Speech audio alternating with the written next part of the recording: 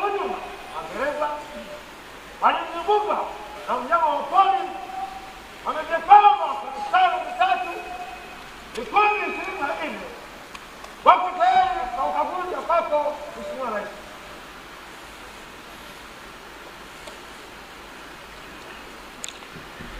Yes, distinguished guests, ladies and gentlemen, the parade commander has invited His Excellency President to inspect the parade. He's accompanied by the Chief of Defense Forces in the inspection of the parade.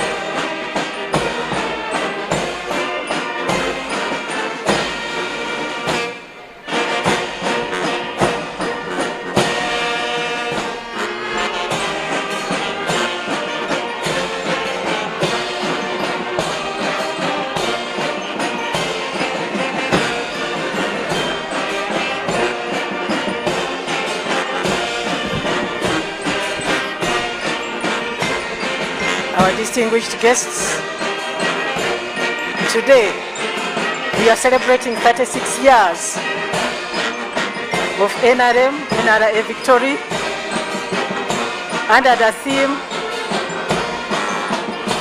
celebrating the 36th NRA Victory Day, a call to duty for all compatriots to contribute towards Uganda's socio-economic transformation journey. This has been and is a journey of socio-economic transformation.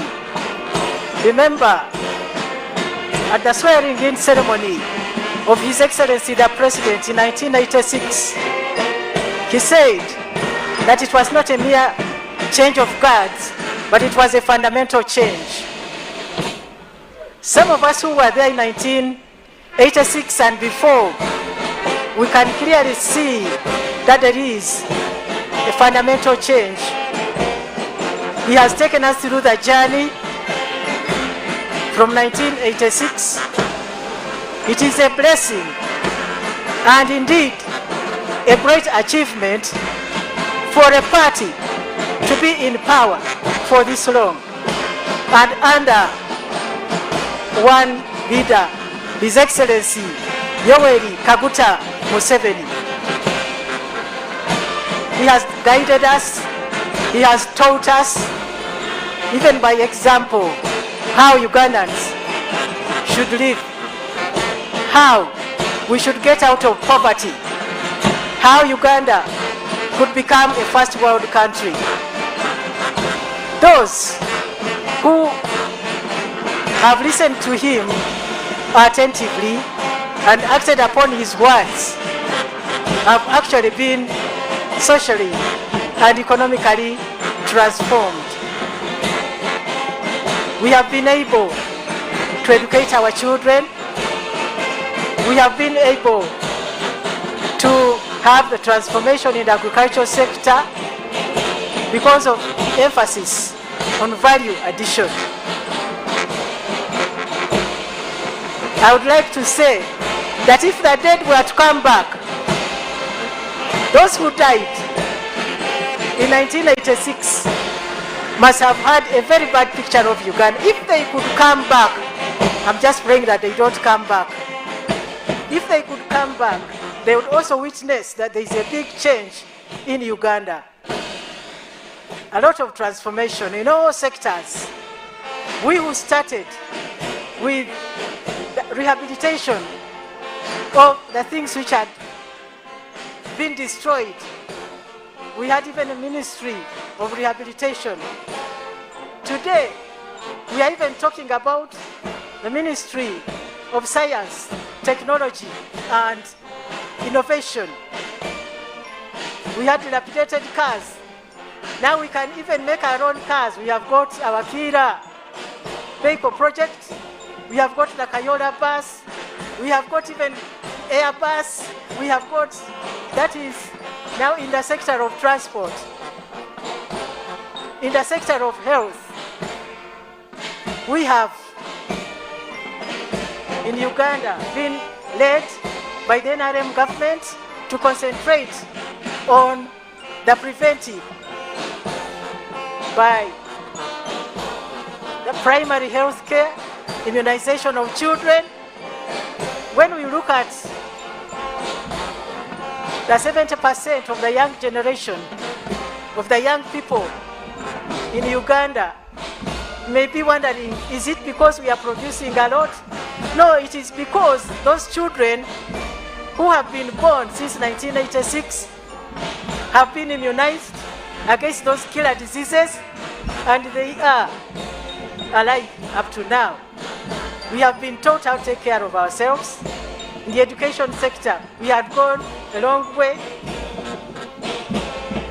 Now our children are at school because of UPE and USE.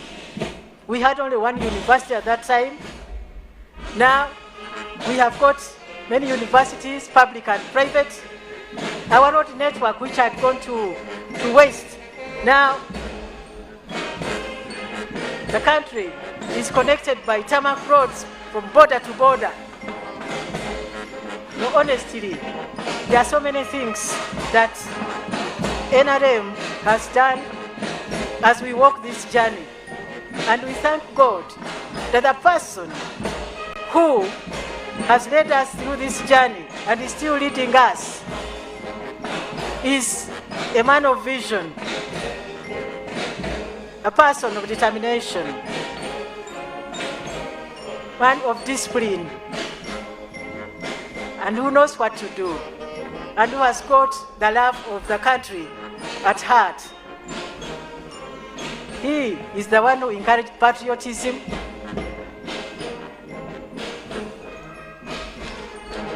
and because of security, we are able to develop. We can even talk about industrialization, these industrial parks to create jobs. Therefore, really, if we decided to talk about the achievements of NRM, the journey that we have walked from 1986, we need maybe a month to talk about each and every sector. Just look at UPDF, police and prisons, how smart they are. They were not as smart as that. They have even colleges to improve on the quality, to professionalize their sector.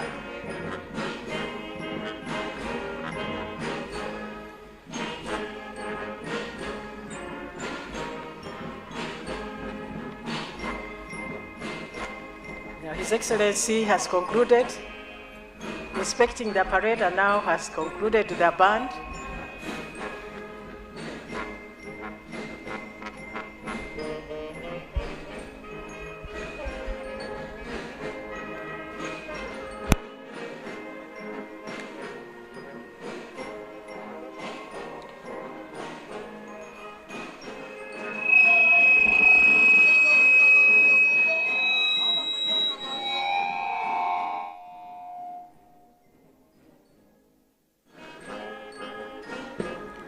Yes, the parade commander has requested and secured permission from His Excellency the President to carry on with the rest of the activities of the parade. And he thanked him for having inspected the parade. We thank you, Excellency. Now, ladies and gentlemen, His Excellency the President will proceed to his seat. Protocol will take charge of that. And when His Excellency has taken his seat, we shall right away have prayers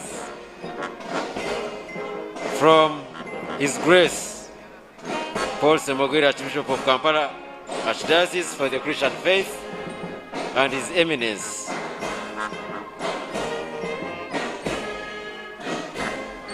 Your Excellency, welcome back from that duty you have performed. You can proceed to your seat so that we shall go on with prayers.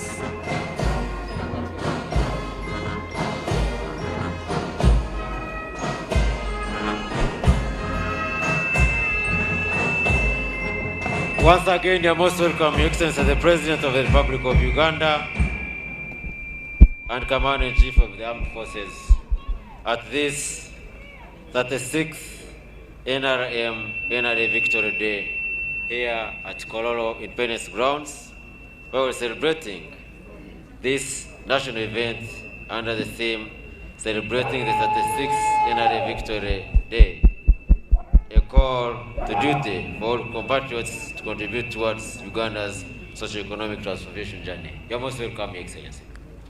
Now that His Excellency has taken his seat, we shall have prayers conducted by the Christian faith, by His Grace Paul Semogwira, Archbishop of Kampala Diocese. And then the Muslim faith, yes, I can hear those claps, they are congratulating you, Your Grace. And His Eminence Sheikh Abdallah Semambo, the Deputy Mufti of Uganda, shall lead prayers for the Islamic faith. DJ, can you give us a song to bring them to pray?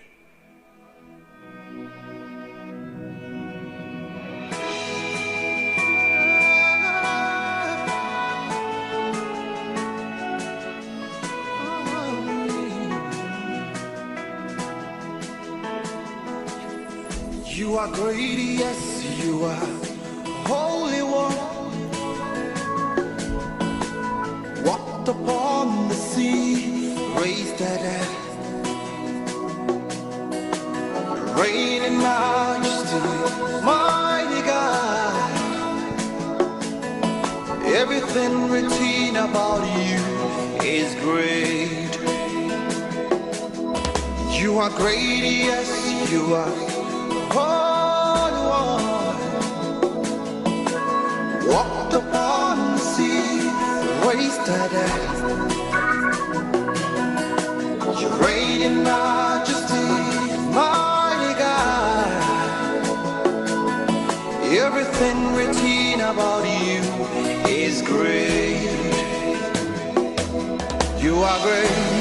You are great. You are great. You are great. You are great. You are great. Oh yeah.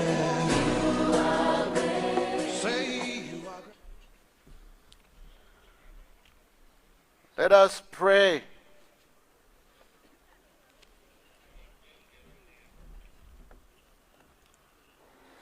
Almighty and powerful Father, we thank you for bringing us together as your family, Uganda, to celebrate the 36th NRA Victory Day.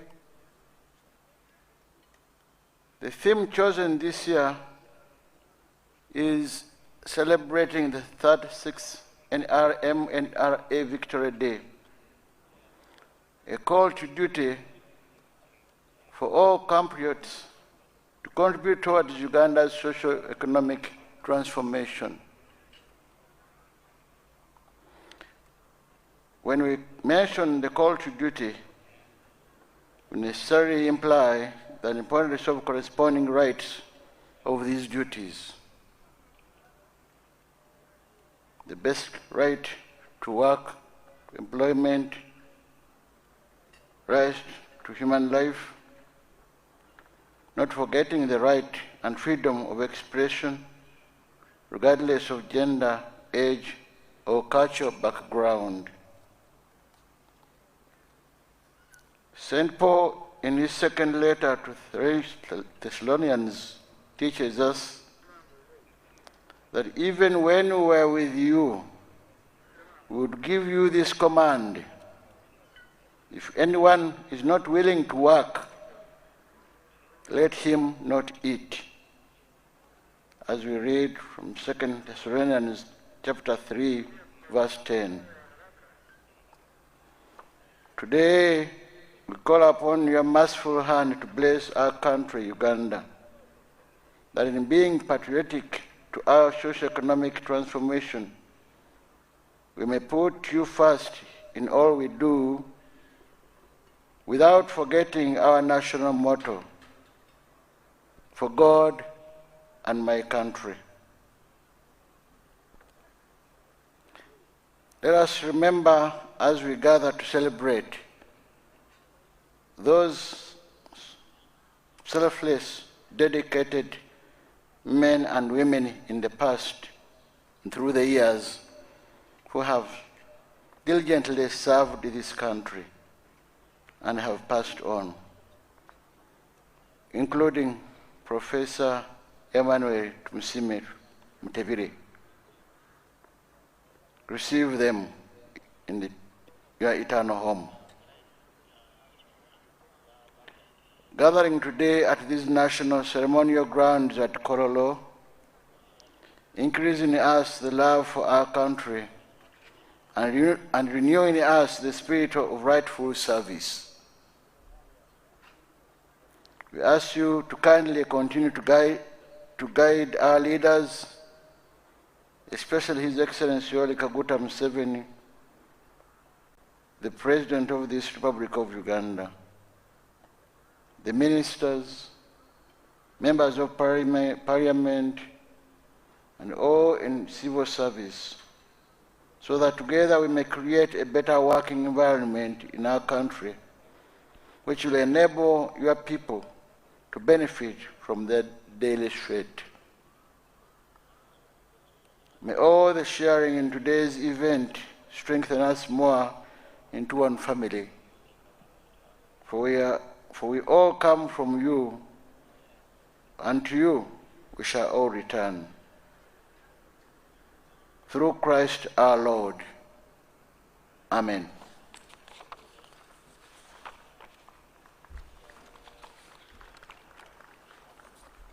Bismillahir Rahmanir Rahim.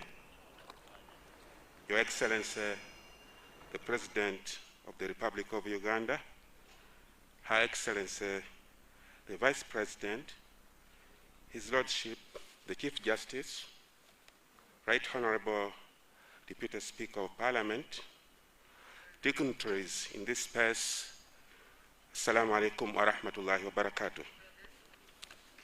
I wish to convey first our sincere appreciation as religious fraternity for inviting us to be part of you on this great day, on this great occasion when we celebrate 36 years of NRA victory.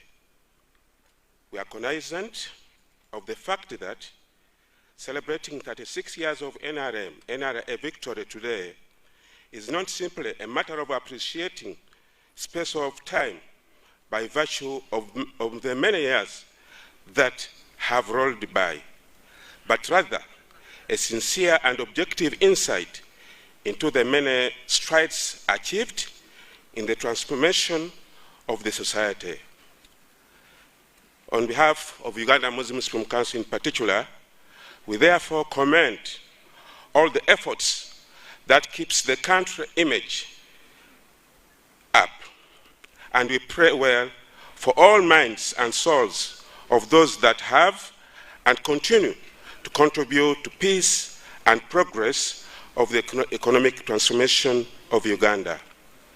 O Allah, you are the source of glory, mercy, and wisdom, and whosoever you grant any of your favors stands out and extends service to humanity. We want to thank you for enabling the great minds behind the progress and development of the security organs in this country, Uganda. We pray that you continue making this institution mightier to be able to offer services that respond to the prevailing dilemmas in the country. O Allah, bless all today's intended activities. We dedicate them to you, that you allow ease to prevail. O Allah, we ask you to protect us from all insecurities and soften those with evil hearts to be peaceful. O Allah, now that the country has opened, we continue to pray for your guaranteed protection for all of us. We want to commend and recognize the role the NRM has caused, not only to promote freedom of worship, but also the cardinal relationship with the religious fraternity jointly to promote peace and development. O Allah, guide the President and his government to lead the nation towards prosperity and development. Bless them with wisdom and courage to take the people of Uganda along your path of honesty and integrity. ربنا تقبل منا إنك أنت السميع العليم وتوب علينا مولانا إنك تواب الرحيم. For God and my country. Wassalamu alaikum wa rahmatullahi wa barakatuh.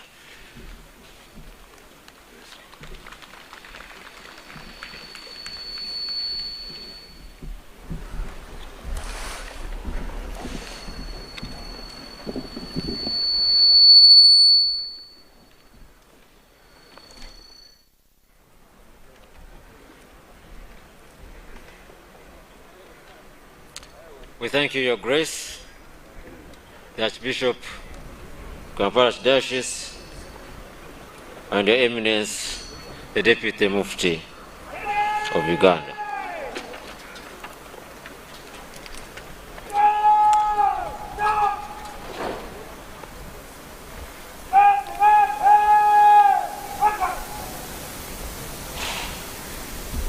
Your Excellency and distinguished guests, now we shall have the parade march past in slow and quick march time.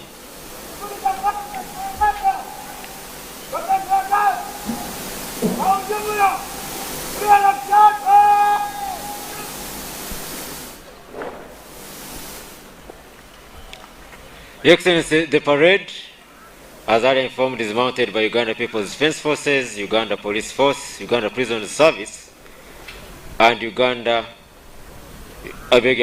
Police Force, Uganda Prison Service, and Uganda Wildlife Authority. The commander is Colonel Armstrong Nduga, and second in command, Lieutenant Colonel Betty Wanyera Musuya.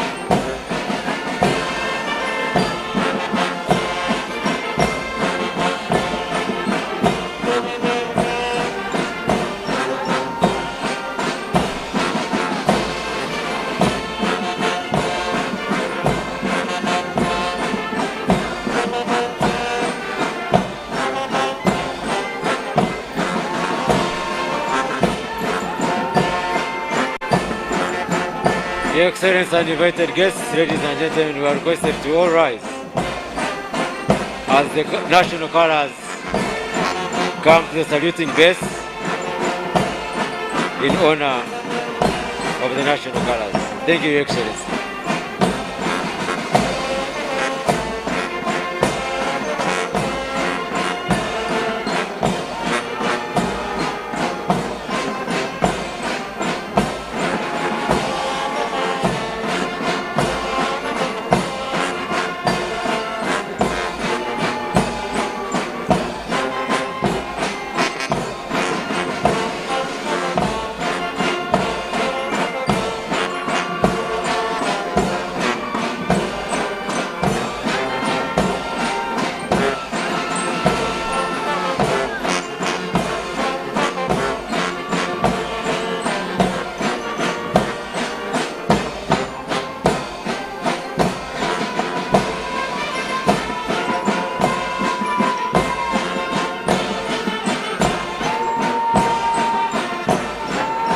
Thank you, Your Excellency. Dear guests, we may resume our seats. Thank you.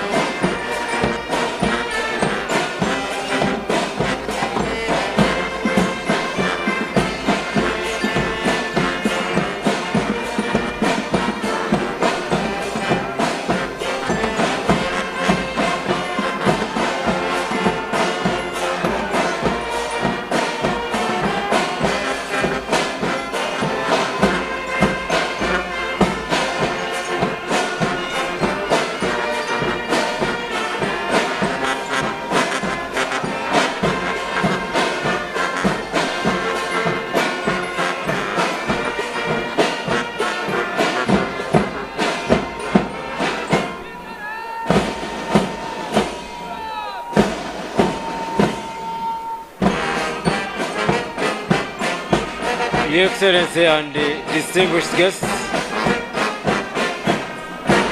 the parade is now in quick march time. And Your Excellency will once again request you and our distinguished guests to again rise when the colors reach the saluting base in honor of the national colors. Thank you, Your Excellency, and our guests.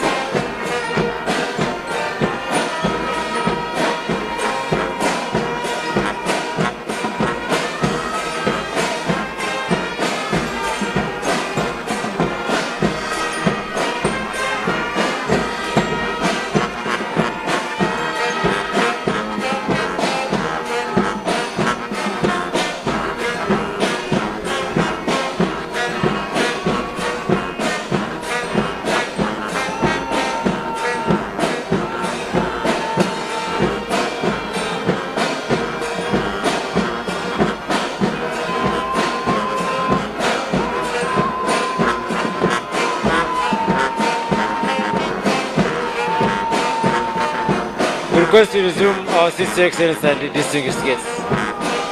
Thank you, Your Excellency.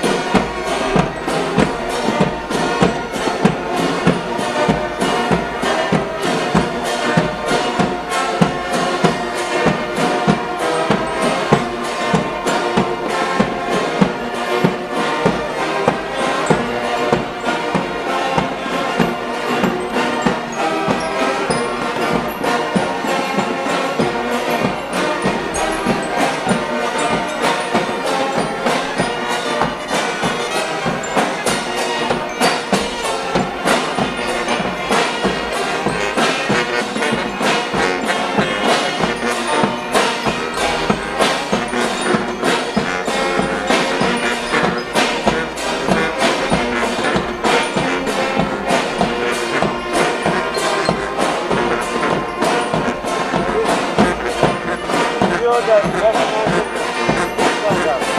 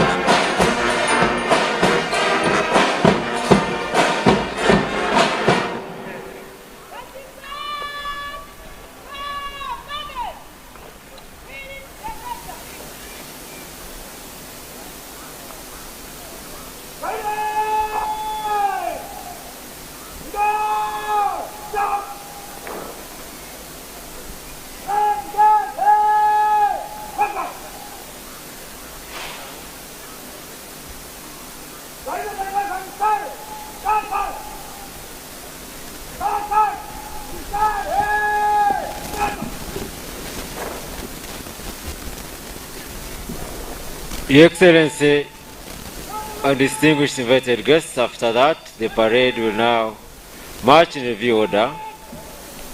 And at that point, Your Excellency, we shall be requested to rise for the national anthem will be sung once again. Thank you, Your Excellency.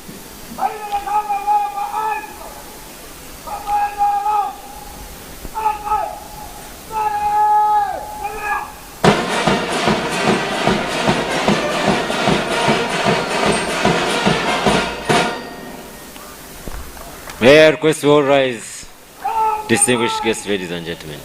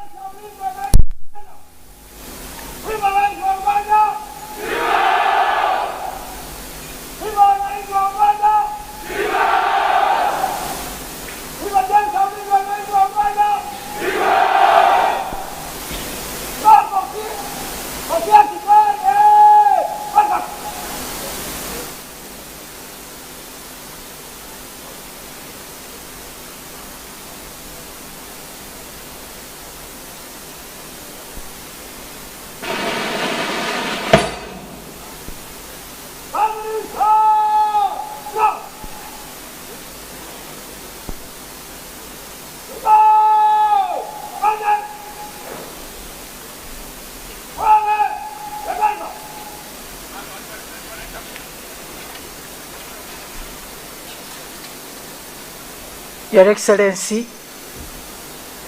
at this juncture, we, the Assistant Directors of Ceremonies, we would like to hand over to the Director of Ceremonies, the Minister for the Presidency, Honorable Miri Babirye Babalanda. Your Excellency, as she comes, the theme talks of a journey, and you have walked us through the journey. It has not stopped. Journey yakatandika. So the question is, why did this journey start? We've been discussing this, but we have come to this one. It is written in Jeremiah chapter 1, verses 4 and 5. It says, the word of the Lord came to Jeremiah. Before I formed you in the womb, I knew you. Before you were born, I set you apart. I appointed you as a prophet to the nations. Your Excellency, this journey you are walking through with us, this is where it started.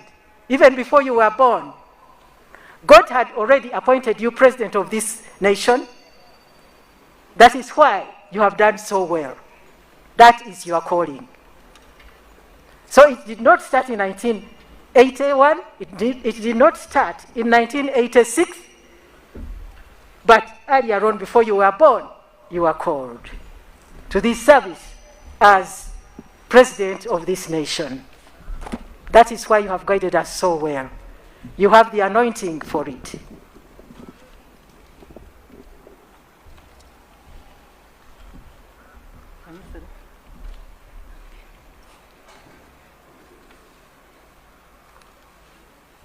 Your Excellency, the President of the Republic of Uganda, Commander-in-Chief of the Armed Forces, and National Chairman of the mighty Party NRM, retired General Yoweri Kaguta Museveni.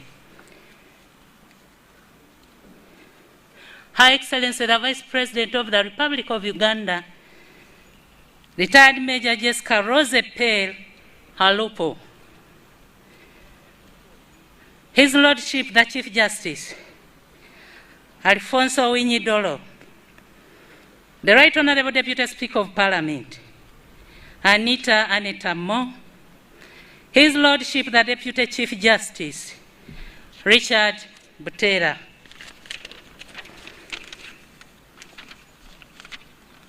the Right Honorable First Vice Chairperson of NRM, retired Brigadier General Alhaj Moses Chigongo, the Right Honorable Prime Minister Robina Nabanja, the Right Honorable Second Deputy Prime Minister and Deputy Leader of Government Business in Parliament, retired General Moses Ali, the Right Honorable NRM Secretary General Richard Todrong, all the Cabinet Ministers present, all the Ministers of State present, visiting delegation from the Democratic Republic of Congo, led by Honorable Dr. Gilbert Kabanda, Hurenga, all the head of diplomatic missions, all the members of Parliament, all the former national leaders, especially His Excellency Gilbert Bukenya, His Excellency Edward Chiwanuka II, all the traditional leaders present, Head of Public Service and Secretary to Cabinet, all service chiefs, all the religious leaders, the National Chairperson Women Council, His Grace, the Most Reverend Paulo Semogerere, His Eminence, the Deputy Mufti, Sheikh Abdallah Semambo, all the invited guests, ladies and gentlemen.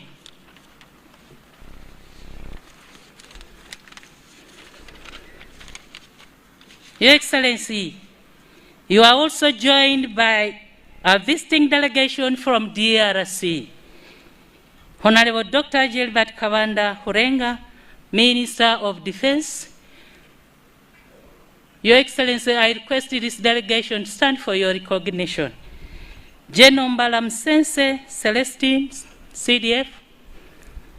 Major General Bombel Lohora Camille. Brigadier General Kasong Maloba Robert. Brigadier General John Kinyawuma Kamakinde. Brigadier General Mpenzo Mbale Bruno. Colonel Mananga Makaya Cyprian. Colonel Emedi Mauricio Albert. Mr. Lapute Kangalie Elvis. Warrant Officer 1 Kaeja Naurunga Jane.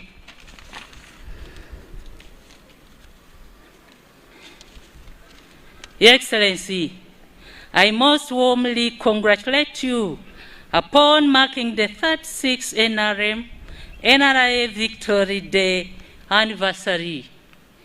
Your Excellency, sir, the theme of this year's celebration is celebrating the 36th NRM NRA Victory Day, a call to duty for all compatriots to contribute towards Uganda's socio-economic transformation journey. This theme reminds all the compatriots of their duty in nation building and to reflect on the journey of 36 years of sacrifices and commitment to transforming this country. Today, Ugandans are coming together to reflect on events 36 years ago on January 26, 1986, when the determined and brave NRA fighters, under your able leadership, captured Kampala and upon that restored and entrenched peace and stability in our country. We therefore on this day take the opportunity to celebrate the sacrifices and extraordinary efforts of our countrymen, countrywomen who have worked so hard to reverse the state of economic decline, social unrest, disrespect of security of person and property, among other challenges which had befallen Uganda at that time.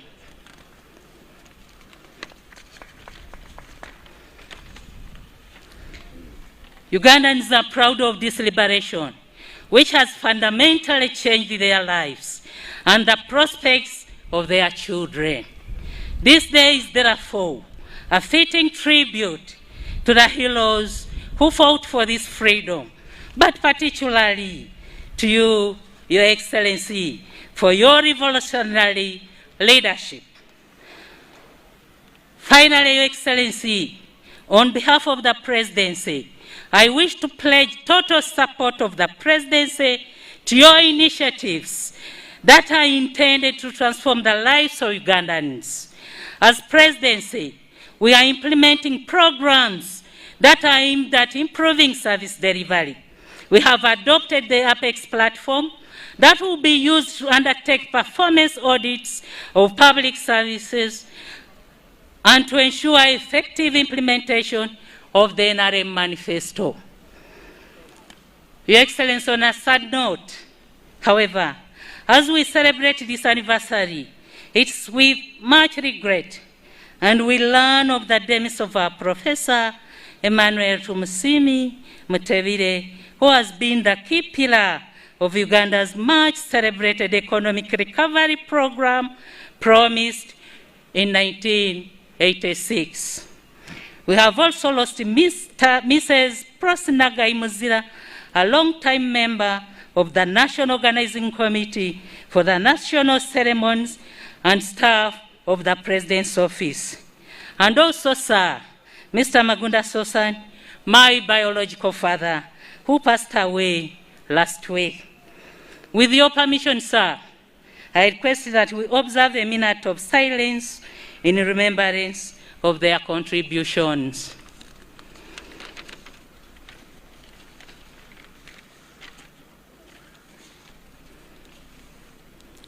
May their souls rest in eternal peace. Your Excellency, I now take the opportunity to invite you to come and address the nation. Thank you, sir.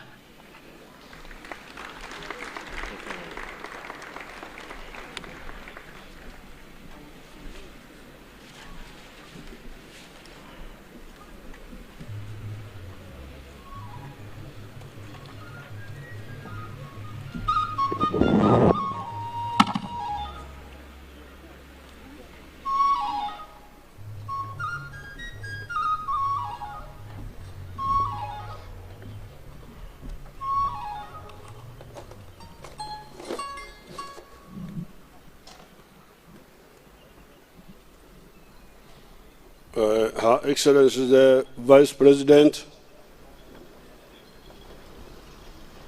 His Lordship the Chief Justice,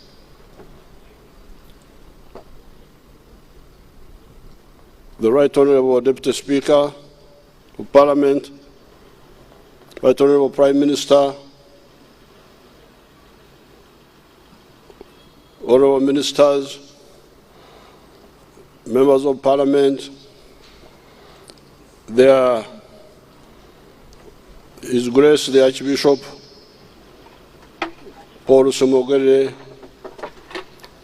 we congratulate you on your nomination and installation. His Grace the Deputy Mufti, all our visitors from Congo, our brothers, karibu sana wa Kongo, Wakongomani karibu sana nyumbani hapa. Tunawakaribisha. And ladies and gentlemen, members of the armed forces, commanders and militants, I would like to use this day of the 36th year since NRM came into government to congratulate all the members of the NRM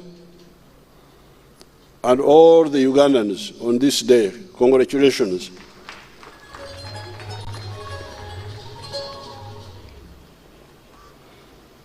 We fought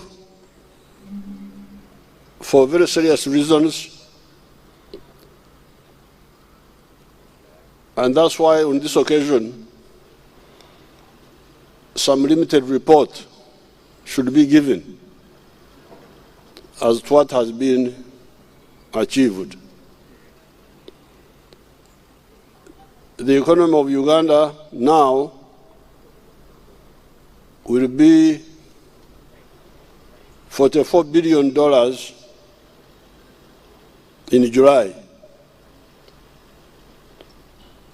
When we started, it was only $1.5 billion.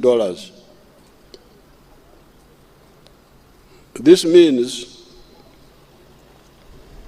that the economy has grown 29 times since that time in size.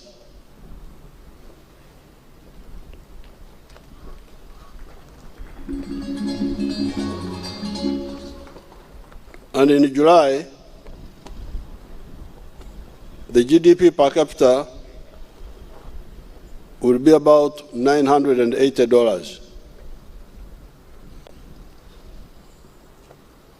That is very near the middle income status, which is $1,039. So in July, we shall be about $50 short of the middle income status. And we would have achieved the middle income status if it had not been for the corona. But in this Sanja, we shall definitely achieve it because we are near.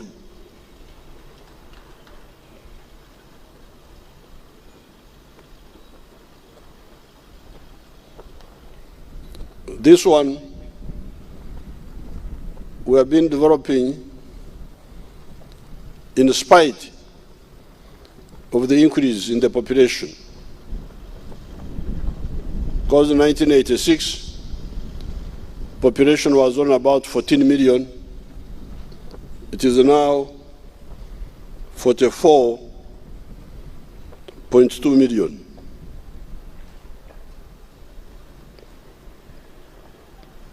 However, I'm not satisfied with this level of growth.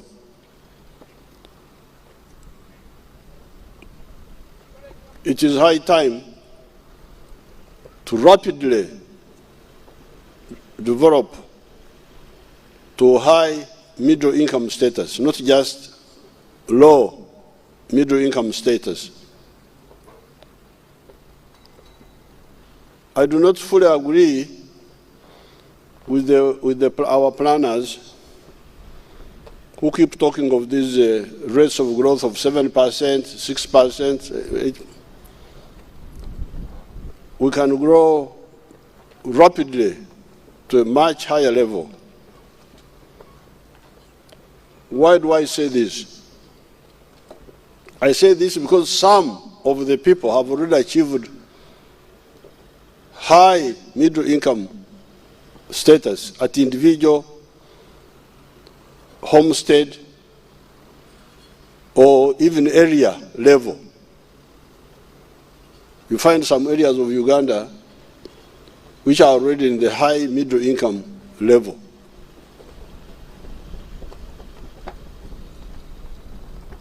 I will for instance, take the example of the group near Fort Portal in the Rwengaju parish, led by Mr. Nyakana. Nyakana and the group are now earning 240 million shillings per year from just, I think, 2 acres or 1 acre. $240 million shillings a year. Now, that if you put it in dollars, that's about $66,000. If you assume that a family has 5 members, then the per capita is $13,000 per person in those families. Now, if all of us were to wake up and follow what we have been telling you, just using agriculture alone, not taking into account the other sectors, because here I'm talking about just agriculture, our economy will not be $40-something billion. It will be $586 billion.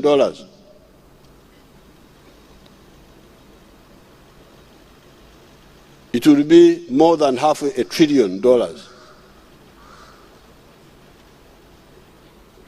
which is approaching countries like Turkey and so on. So therefore, on this occasion, this is what I'm demanding from especially the NRM leaders.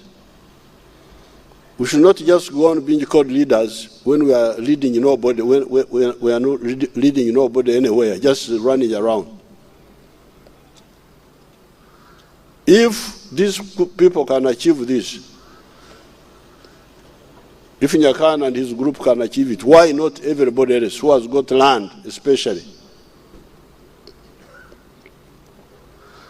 I'm going to launch, I think tomorrow, I will launch the parish model, development model.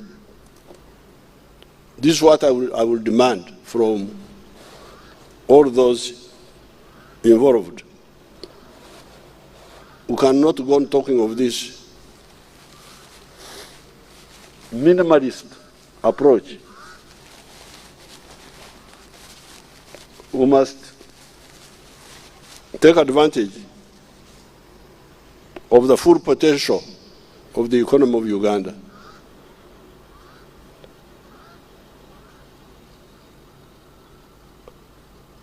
And in order to do this, I need to remind you of the way forward, the way we have been advising you for years now. The sectors of wealth creation are four. From where you can get wealth and jobs. Sector one, agriculture.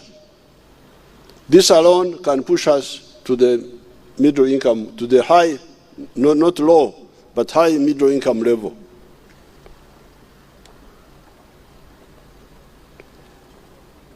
And in agriculture here, we need to be clear about the two modes of commercial production. One mode, intensive agriculture, where you use a small area to get high returns.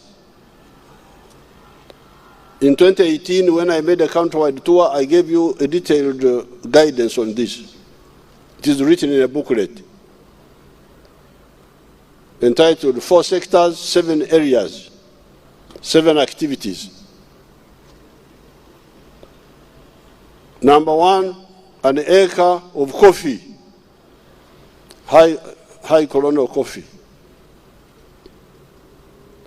Number 2, an acre of fruits, selected fruits, which you know. Acre 3, dairy farming, pasture for dairy, for zero grazing. Acre 4, for food crop for the family, whatever you want to grow, cassava, whatever. In the backyard, poultry for eggs, pigs, and those who are near the wetlands, fish farming. I've told our people to look at other activities like vegetables, because I have not done the calculation there myself. But these are the ones we recommend for the people who have got 4 acres or less. Now, for the people with more land, more flexibility, because these 7 are not the only things we need in Uganda. We need cotton for our textile factories. We need tobacco, those who want to destroy their lungs. We must arrange for them also, so that they destroy their lungs using at least our local tobacco. Maize. We need maize. Maize is very important for very many other things. Sugar cane, avocado, tea. These are crops from which you cannot get enough money if you grow them in a small area. The country needs them, so they must be grown. But they must be grown by somebody who has got more land than the 4 acres. So here, we are talking of extensive agriculture. Therefore, please, intensive agriculture, we cannot go on beating about the bush. Mukole na manyi, mwesebe biri, just empty talk. Without giving clear guidance, researched guidance to the people. Okubatomeza. Make the people make mistakes because you don't give them enough guidance, because you have not done any research. You are just running up and down without any research. So that is sector 1. And that's where we can push the country to high middle income country just using agriculture alone. But agriculture alone cannot sustainably move if you don't add industry. Industry to add value, to process the fruits, process the cotton, process the milk, or process the tea, process the coffee. All those need to be processed. So that is sector 2. Then services, tourism, hospitality. I was watching on TV, our grandchildren are now really drinking, that we have opened, they are just drinking like mad. So the drunkards are very happy now.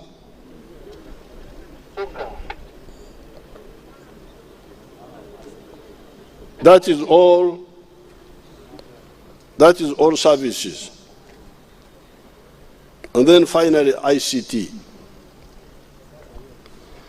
So therefore, this time, I'm normally polite and talk, hoping that people will pick by themselves, especially the leaders. But this time, I'm really going to be even rude to people, because we are wasting a lot of time. We want Uganda to be a high, not just a low-level middle-income country, which we shall achieve for sure in 1 or 2 years.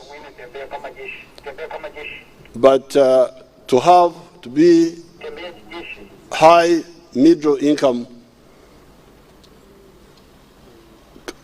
economy. We are already moving, because not only are we moving in agriculture, of course now we have a lot of products already. We have a lot of surplus of milk, surplus of maize, surplus of bananas, sugar, and so on. These are already in surplus. But we need more, and we shall be able to market them either within Uganda or in the region or internationally. Some people are talking of surplus maize. What shall we do with the maize? What shall we do with the sugar? The answers are there. If there is no regional market, then we can turn the sugar, we can turn the maize into petroleum, into ethanol. And the law is being worked on to force petrol companies to mix their petrol products with 20 or 25% of ethanol produced from our surplus maize or surplus sugar. So that issue of too much sugar, will be sorted out. If the regional people don't buy the sugar, we shall turn it into ethanol. Our cars will use it, and we shall knock out a big amount on the import bill.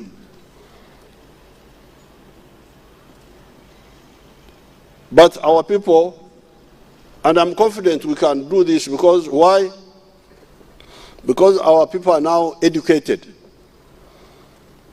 The literacy rate is now 77%. All the children, many of the children in the villages are literate. But we have also got high-level scientists. So we are going into new areas of the economy, like the vehicle industry, the automotive industry. We are making our own buses now, our own cars, the electric car, making our own pickups, assembling all sorts of things here. The pathogenic economy, the one of vaccines and medicines, pharmaceuticals, all those, our people are very active and moving there. And in the other agro-processing industries, we are going to, apart from processing food, fibers like cotton, we are going to add forest products so that we produce our own paper instead of importing paper from bamboo, for instance, or trees, processing minerals, etc. So therefore, the journey forward is going to be serious, intense, but also profitable. Now, in the services sector, now that the corona has gone down, economy has been opened now, the tourists will be able to come. The entertainment, I saw them last night, they were really entertaining themselves. The hospitality industry, and so on. So therefore, this is the time now to go to another level. Don't continue talking about small things. Let's go to high, middle income level. Target an economy of $500 billion, not just a few billions, no. That's not enough. And I'm sure we can achieve it. Fortunately, we have negotiated with our brothers in Africa. There is the African continental market, common market. We have got market access to the United States products under AGOA, the European Union, China. So the markets are there if we produce the products of the right quality. We fought with Corona, as you saw. I want to thank Ugandans and congratulate them for listening to our advice to observe very strict restrictions for 2 years now. Congratulations. Abana-Uganda nalimba manyi nti tewali kisobola kubalema kubanga nalimba kulembeddeko mu lutalo olw'emmundu kye twabawabulanga mwakikolanga naku luno mukikoze. Mwebale nnyo Abana-Uganda, mwebale.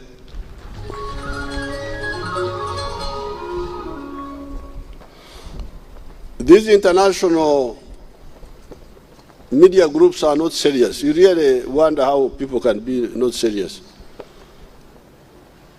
First of all, everybody was amazed about how Uganda observed serious lockdown for 2 years. They wrote about it. BBC, Al Jazeera, I even heard some that New York Times and things like that. But what is amazing is that they miss the point.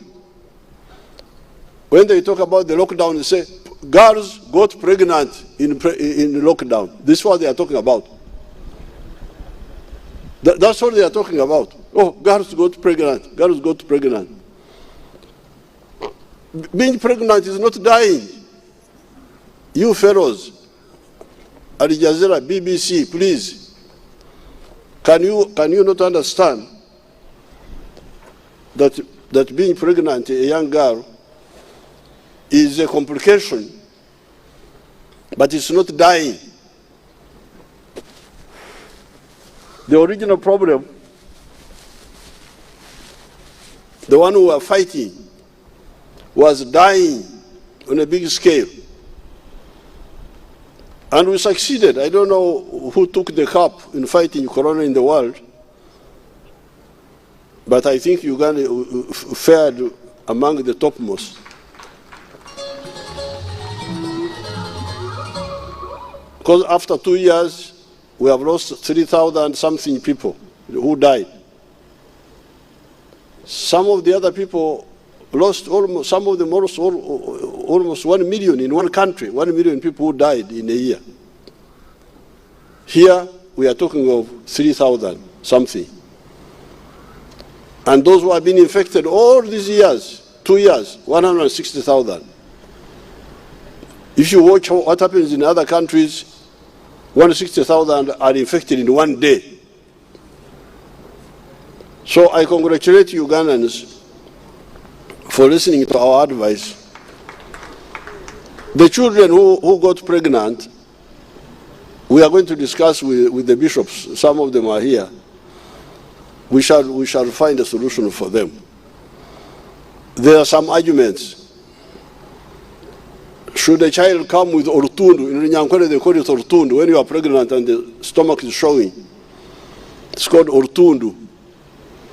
Should the children come with ortundu in the school? That one I will discuss with the cabinet first and with the other people. Should the child come breastfeeding in the school? That one we shall again discuss quietly among ourselves. But what I can tell you straight away, what I will not agree to, whatever happens, is to condemn a child not to continue with her education because she got pregnant once. That one I cannot accept. I cannot accept. It is neither logical nor certainly religious. Because if the child had a problem or made a mistake,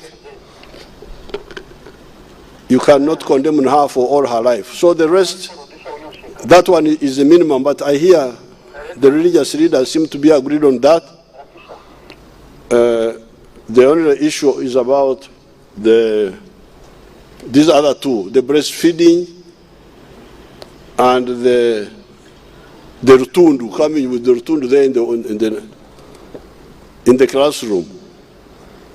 I don't want to give my views on that because I want to hear the views of all the others, but I have some views also. But for the going back to school, the children will go back to school, to the government schools.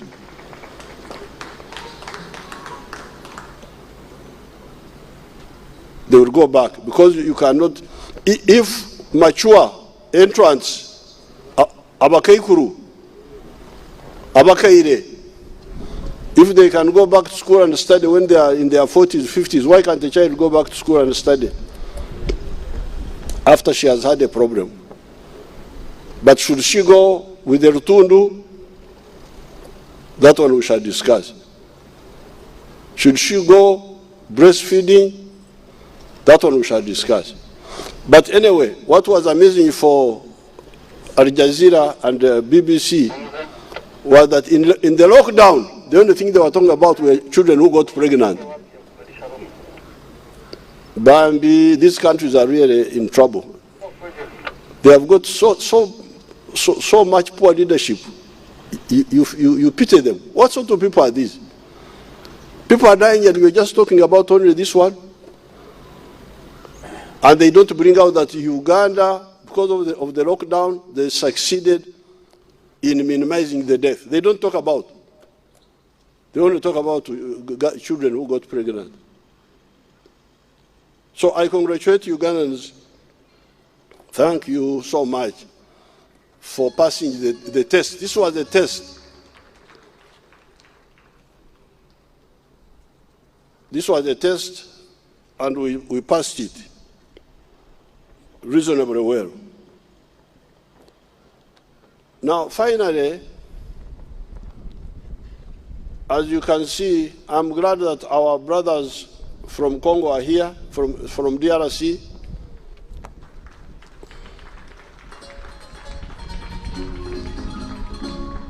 We are working together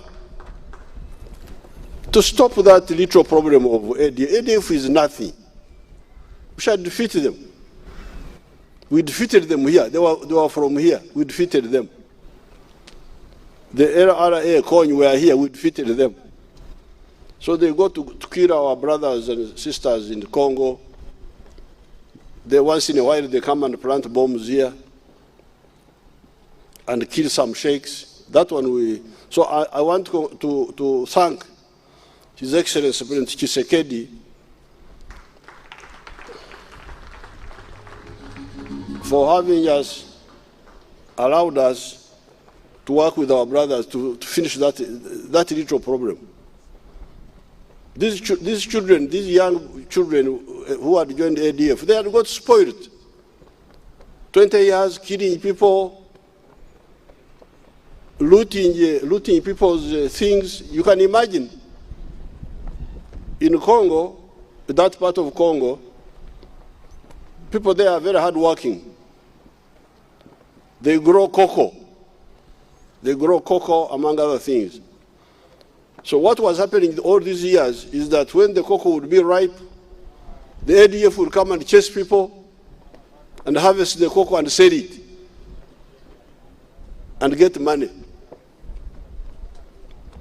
And they had business agents in the towns there, Beni, Goma, even here in Uganda, they had business agents who were selling the stolen coffee for them to get money, to live a good life, to send to their families, but also to buy materials to make bombs and so on. And also minerals, digging minerals and selling them. So we are working with the Congo government. It is easy to defeat these groups. It's not all that big problem. We have a long experience in doing it, and we shall defeat them. But you can see the problem which is happening now in more parts of Africa. The problem in West Africa started with the attack on Libya by the people. You remember I talked of some people when on the inauguration here. I talked about some people who couldn't listen to Africa. They attacked Libya, and all the terrorist groups which were in Libya now spread out. In the whole of what they call the Sahel, Mali, Niger, Burkina Faso. Now, I would like to really invite the African people, leaders, to sit down and we exchange views on how to build strength in Africa. We have some experience here. We can share it with others. Otherwise, what's happening now is going to take us back, because the civilian leaders failed to build strength, to build, for instance, strong armies. Then the terrorists come and take over the country. Then there is a military coup, like the ones which have happened in Guinea and Mali and now recently in Burkina Faso. Now, those soldiers are not accountable to anybody. Nobody elects them. So how can they do a better job? You remember what was happening here in the 1960s with Idi Amin and so on. Wasting time. We wasted a lot of time. Idi Amin wasted our 8 years. All the things, many of the things we were planning, you had to be abandoned. For instance, you remember by 1971, we had the East African Community. And it was moving well with Mzee Obote, Mzee Kenyatta, Mzee Kaunda. After Kaunda was about to join the East African Community, Zambia, even Somalia had applied. Now Idi Amin comes in. The community breaks up completely. So after 16 years of now having sorted out all that problem, that's when we come and bring back the community and so on and so forth. Now, DRC has now come in. We are beginning, but we would have been very far if Idi Amin had not wasted our time. But all these issues are easy to, can be dealt with. I don't want to say easy because I don't know why people. But here, we have built some strength for sure. We have 6,000 soldiers in Somalia. They have done some limited work there because of the people we work with. We work with people who don't want to go far. They want to half cultivate the garden. They don't want the whole garden to be cultivated. They live Urumbugu there. Why don't you uproot all this Urumbugu? Lima wanowoka. Okay. Ati tunakola ki? Tubereyo Mogadishu tulima Urumbugu oli awo mu town. Katuli Urumbugu oli eri munda oluleke katusigareyo. So we are there, but we were able at least to deal with the towns in Mogadishu. And when His Excellency Tshisekedi allowed us, we were able to move. And we are going to move now. What we did was first phase, we call it, first phase. They really got punishment to those criminals. Tebawulira ngoko muliro ngogwo gwetwabasumulula.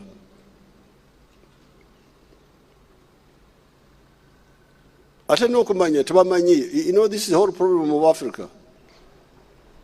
Abantu abatalina kye bamanyi babeera awo ne befuula ng'abalina kye bamanyi.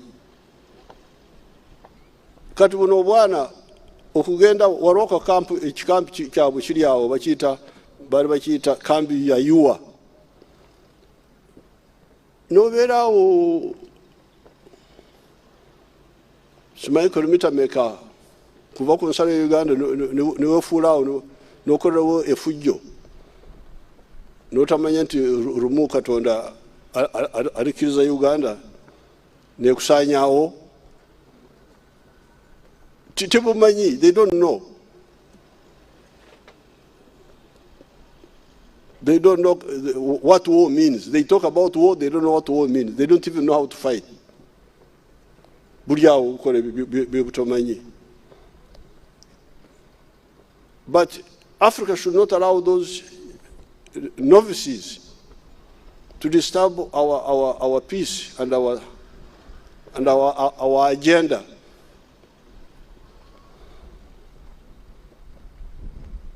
We shall get in touch with the West African leaders and see how to harmonize our thinking. So, with these few words, again I congratulate the Ugandans, the NRM people, on the 36 years of NRM management of the country, but even more on the earlier years of the struggle which you persecuted very well.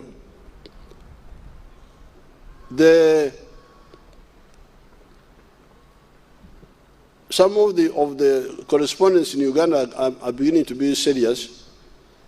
I was reading some articles in Monitor. Monitor naye banange tandise okuwandiika ebirimu amagezi.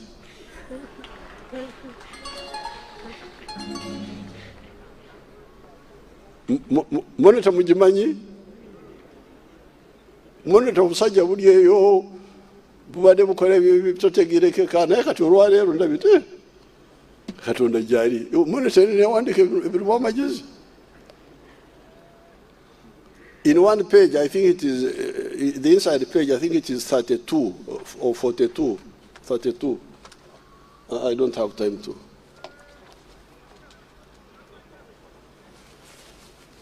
They were writing, you should go and read it. But I found it interesting. There's a boy called Faustin Mugabe.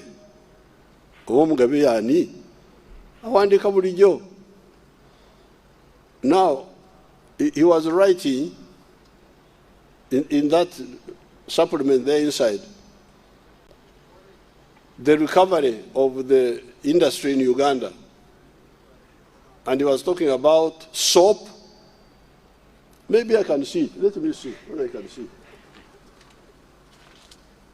Boraba Monitor newandise ekirimu amagezi omanya nti Katonda n'ateera okujja.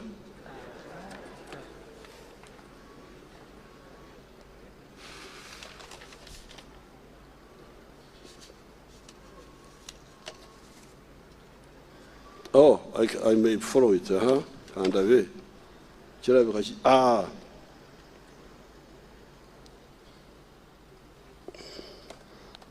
On a page, on the supplements,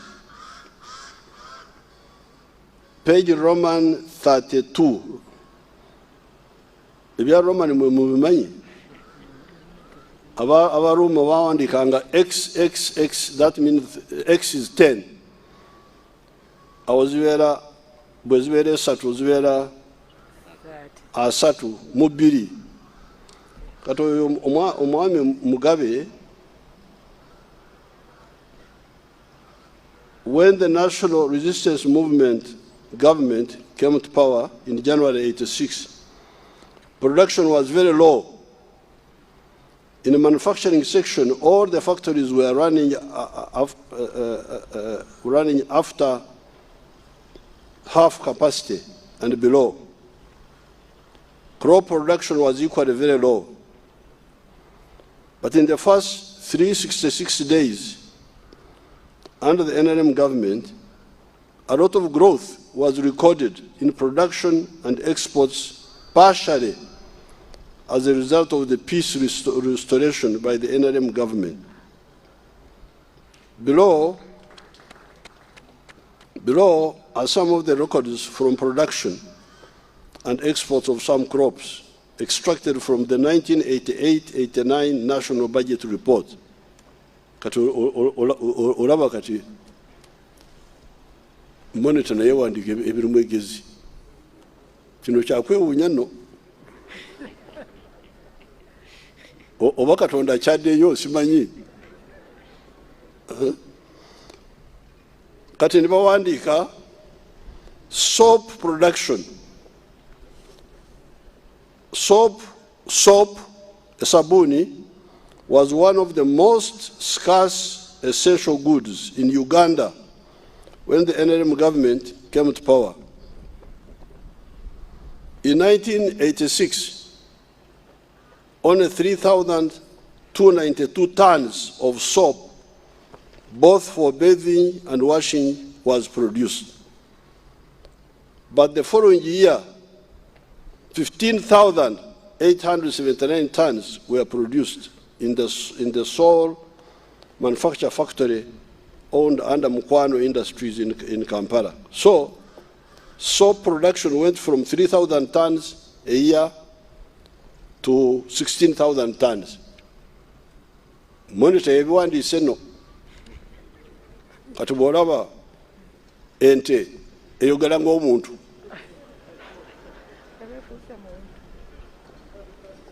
Omanye nti Katonda azze.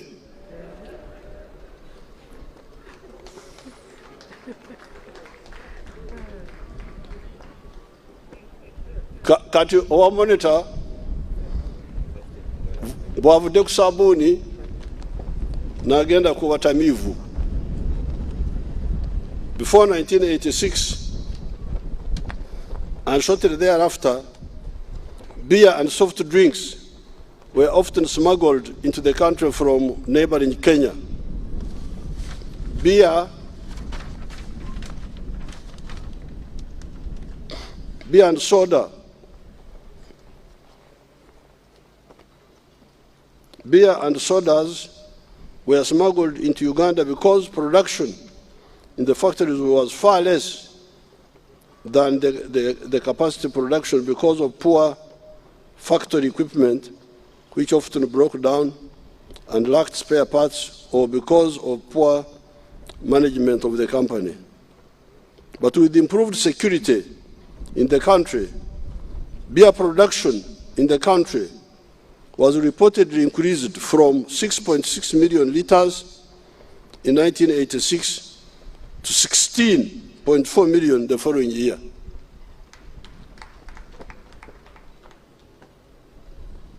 Oyo ye monitor awandiise bino.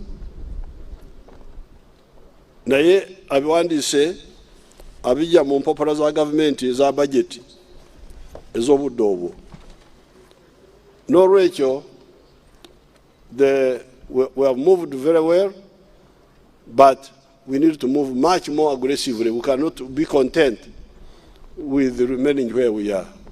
With these few words, I congratulate you and I wish you good luck.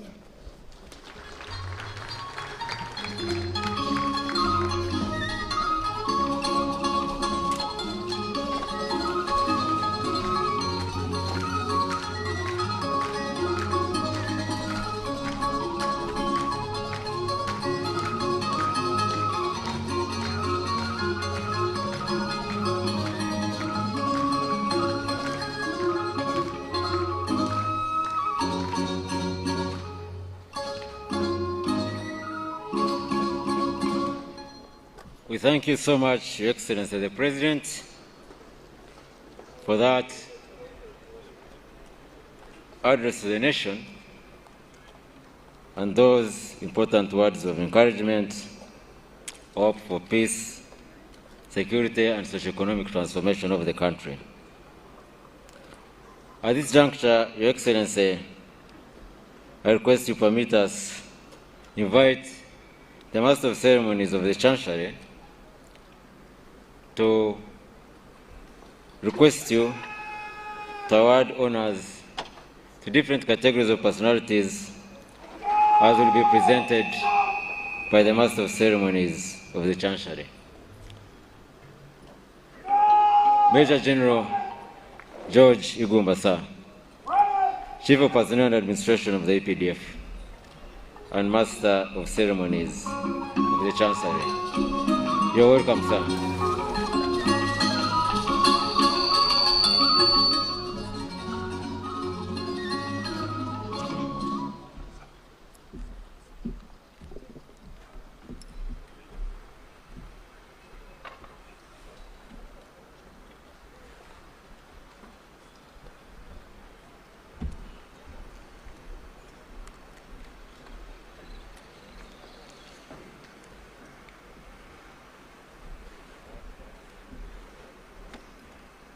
Your Excellency, the President of the Republic of Uganda and Commander-in-Chief of the Uganda People's Defense Forces,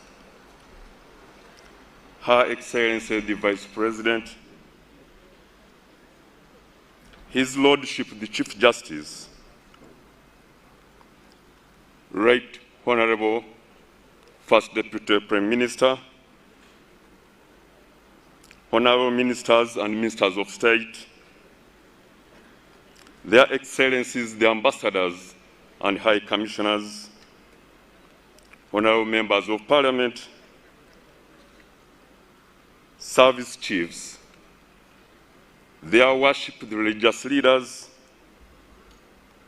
distinguished invited guests, ladies and gentlemen, good afternoon. Your Excellency, I'm Major General George Igumba, the Master of Ceremonies for the Chancellery, to run you through this last part of today's celebrations as per law established. In accordance to Section 3, Part 2 of the National Honors and Awards Act of 2001, His Excellency the President of the Republic of Uganda has awarded medals to 50 persons at the 36th NRM Victory Anniversary celebrations.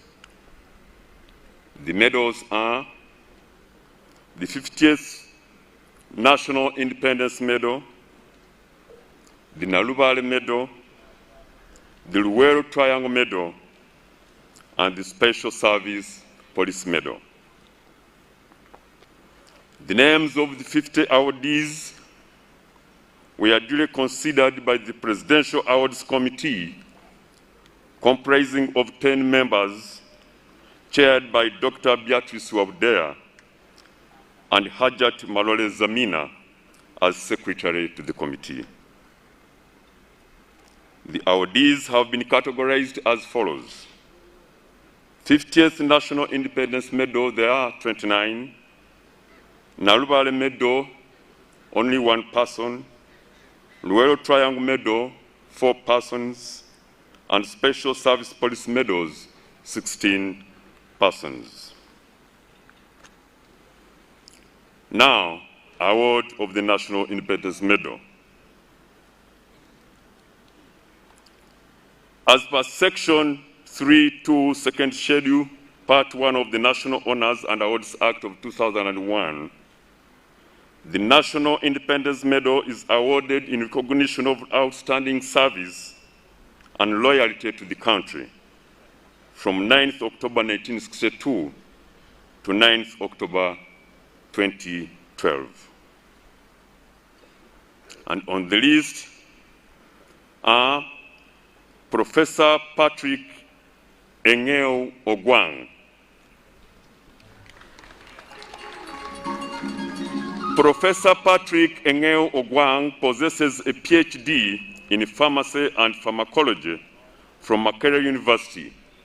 He is a renowned researcher in herbal medicines, head of pharmacy and senior lecturer at Mbara University of Science and Technology, and a former executive member of the Pharmaceutical Society of Uganda.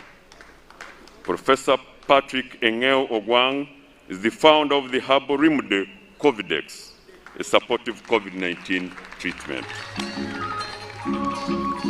He is also the leading researcher of Biotrac that produced a sanitizer, FarmSan, in response to curbing down COVID-19, served as the research officer at the Natural Chemotherapeutics Research Institute, Ministry of Health, Uganda.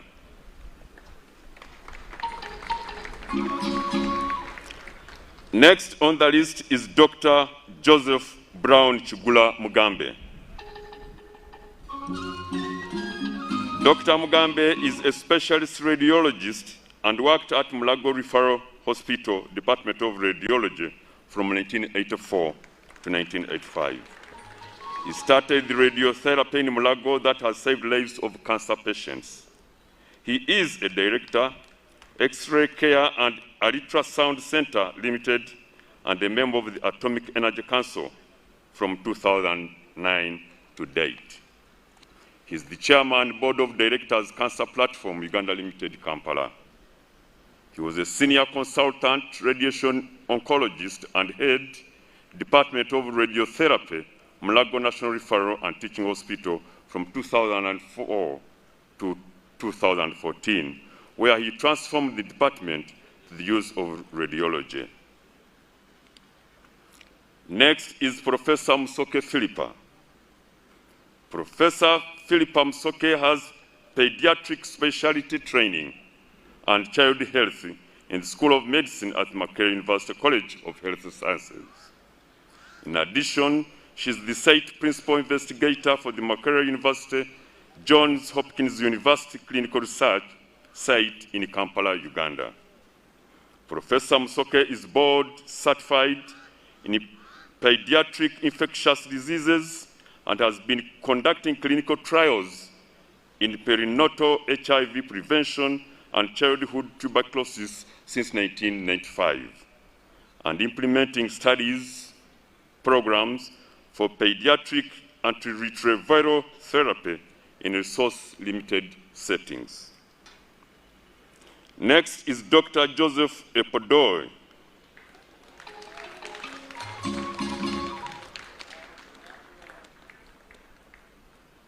Dr. Joseph Epodoi was the lead surgeon of the team working at Soroti Hospital, when we are faced with a conjoined baby girl twins, one was dead and the second live was attached to the decomposed sister, who was a stillbirth. They were referred to Soroti Regional Referral Hospital. However, on assessment, they were further referred to Mulago National Referral Hospital for better management. Mulago apparently had no capacity to help the baby attached to a dead one, sharing a liver, chest, wall, and etc., and at risk of being poisoned. The family finally returned to Soroti, and true to the Hippocratic oath he took at Makerere University years ago, Dr. Joseph Epodoi assembled the team and went into theater to separate the twins. 5 hours later, Epodoi emerged, having successfully separated the live baby from the one that had been dead for 6 days.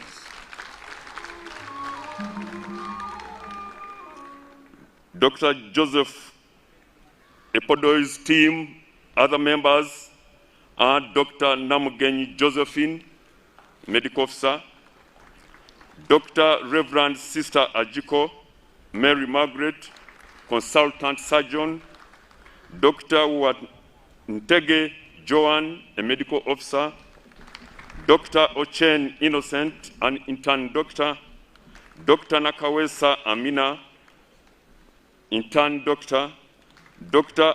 Alarokel Florence, senior consultant, pediatrician, Dr. Nakubulwa Claire, medical officer, Mr. Kim Jackson Moding, senior anesthetist officer, Mr. John Guma Ambaga, senior anesthetist officer, Mrs. Zenaida Chitui, anesthetic officer, Sister Chivetenga Medrin, recovery nurse, Sister Alekat Sarah, recovery nurse, Sister Ajulong Jennifer, instrument nurse, Mr. Ebwalu Daniel, theater nurse,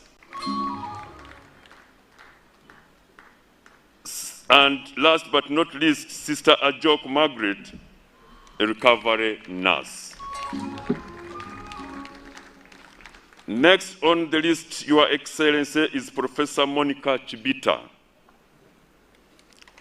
Professor Monica Chibita is a senior lecturer at Uganda Christian University, Mukono, who has encouraged and supported many women to achieve their goals and aspirations. She is a counselor who has helped the girl child to excel. She was appointed head of Department of Mass Communication at Uganda Christian University. She nurtured the department into the Faculty of Journalism, Media and Communication, and by March 2019, the faculty started offering a Bachelor of Journalism and Communication degree. a Master of Arts in Journalism and Media Studies degree, and Master of Arts in Strategic Communication. In May 2019, Uganda Christian University promoted Dr. Monica Balia Chibita to the rank of full professor in recognition of her body of work. As of May 2020, the United Kingdom Top Journalism Board appointed Professor Monica to be part of the board, becoming the second black woman to make it to the board. She is also the second professor of journalism in Uganda, after Professor Goreti Linda Nasanga of Makerere University. Dr. Chibita is the chairperson of the board of directors of the New Vision Printing and Publishing Company. Next is Dr. Catherine Nakalembe. She's a Ugandan scientist working with the National Aeronautics and Space Agency of the United States of America as the Africa Program Director in the National Aeronautics and Space Harvest Program. She is a food security laureate with a master's degree from Johns Hopkins University. She has a PhD in geographical science, and her research aimed to highlight the consequences of the drought on land use and on the lives of northeastern Ugandans, which was the first step in forming the basis for the remote sensing element of the disaster risk financing project, which has supported over 75,000 households in the region since its inception, saving the Uganda government resources that would otherwise go towards emergency assistance.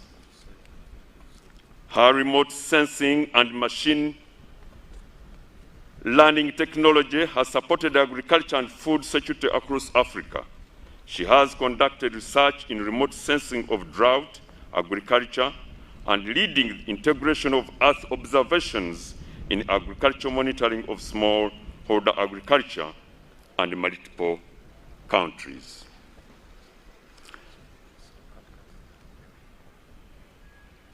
Next, Your Excellency, is Perus Chemtai. She took up running in 2013 after attending the District Athletics Champions in Buko as a casual fan. At the 2015 Commonwealth Youth Games in Apia, she won silver medals in the 1,500 meters and 3,000 meters. She won the gold medal at the 2020 Summer Olympics in Tokyo in the women's 3,000 meters steeplechase race, becoming the first Ugandan woman ever to win an Olympic medal. Next is Chipulimo Jacob, a Ugandan long-distance runner who competes in track running events. He is the 2020 half marathon world champion and represented Uganda at the 2016 Summer Olympics. At age of 16, Jacob Chipulimo produced a performance of a lifetime to win gold in the men's under-20 race at the 2017 International Amateur Athletes Association. On 17 September 2020, Chipulimo won a Diamond League 3,000-meter run in Rome, the fastest 3,000-meter since Kenenisa's in August 2017. Chipulimo's time is the 8th fastest time ever. Next, Your Excellency, is Mr. Mawerere Charles. Mawerere Charles is a model cassava farmer who distributes free cassava stems to communities to fight hunger and ensure food security. He has helped farmers add value to their cassava by advising them to sell flour instead of raw cassava, which initiative has improved household income for the whole people in his area. He has constructed energy-saving stoves for all the blind in the district of Jinja. He planted trees at all health center tools in Buwenge Rural, answering the call for sustainable environmental protection. He is a pillar in sustainable socio-economic development, despite his disability. Next is Sister Mwangale Mubeke Robina. She's a senior health educator by profession. During the response to Crimean Congo hemorrhagic fever virus and COVID pandemic in Jinja, she was the first to visit hotspots of the epidemic. She aired messages on how to manage diarrhea among the under 5 years, which contribute to the reduction in morbidity and mortality in the Greater Busoga region. Next is Mr. Frank Kalimuzo. May his soul rest in peace. Mr. Kalimuzo was the first Vice Chancellor of Makerere University, appointed on July 1st, 1970 for a 5-year term. A revered civil servant, Kalimuzo was Uganda's first permanent secretary and head of civil service, soon after independence until July 1st, 1970. As a Vice Chancellor, Kalimuzo mentored and helped many lecturers like Supreme Court Justice George William Kanyayamba, who were targets of the regime then. However, Kalimuzo never survived the henchmen of the regime then. He was killed while in service to the people of Uganda. Next is Golapali Nagamohana Rao. He is the chairman, Indian Association of Uganda. He came to Uganda in 1997. He has established a chain of businesses in Uganda like Gromo Seeds and Chemical Limited, among others. He's engaged in socio-economic services like research, production, importation, distribution of quality vegetables, and field crop seeds, as well as agricultural chemical fertilizers, and very many other investments estimated at a tune of $7.5 million US. He has contributed tremendously to our development agenda for attaining the Vision 2040 by adding value to agricultural products and creation of employment opportunities to many Ugandans working in his group of companies. Your Excellency, during the COVID pandemic outbreak, he mobilized over 3.5 billion Uganda shillings from the Indian business community towards Your Excellency's effort to fight the spread of the pandemic and donated 22 double-cabin pickups. Next is Dr. Stephen Birungi. Birungi is a veterinary doctor. He's a lay reader in the Kirika Church of Uganda Parish, who has unified the parish and mobilized them to start building one of the biggest and most modern cathedrals in eastern Uganda on a self-help basis. This cathedral will also have a modern adult training center as annex to impart skills to Ugandans. He worked with the Dutch to set up a factory, the first ever of its kind in East and Central Africa, to manufacture veterinary medicines in the country. Your Excellency, the very last in this category is none other than Onyach Onechimo Oyo. May his soul rest in peace. Onechimo Oyo was born way back in 1917 in Koro Abiliguru district. He was a grade 3 magistrate of Chitugum and Kasese districts from 1963 to 1976. He was the founder of the Scouts movement in Acholi sub-region, aiming at developing the youth into self-reliant citizens who are acceptable in every community. He promoted interreligious denomination unity among Muslims, Protestants, Catholics, and traditionalists in the year 1940. While on the Amnesty Commission, he persuaded the LRA rebels to surrender to the government and supported the RDC of Gulu district, then the late Omoro Justin, in this endeavor. Your Excellency, that marks the end of the awardees in the category of the National Independence Medal.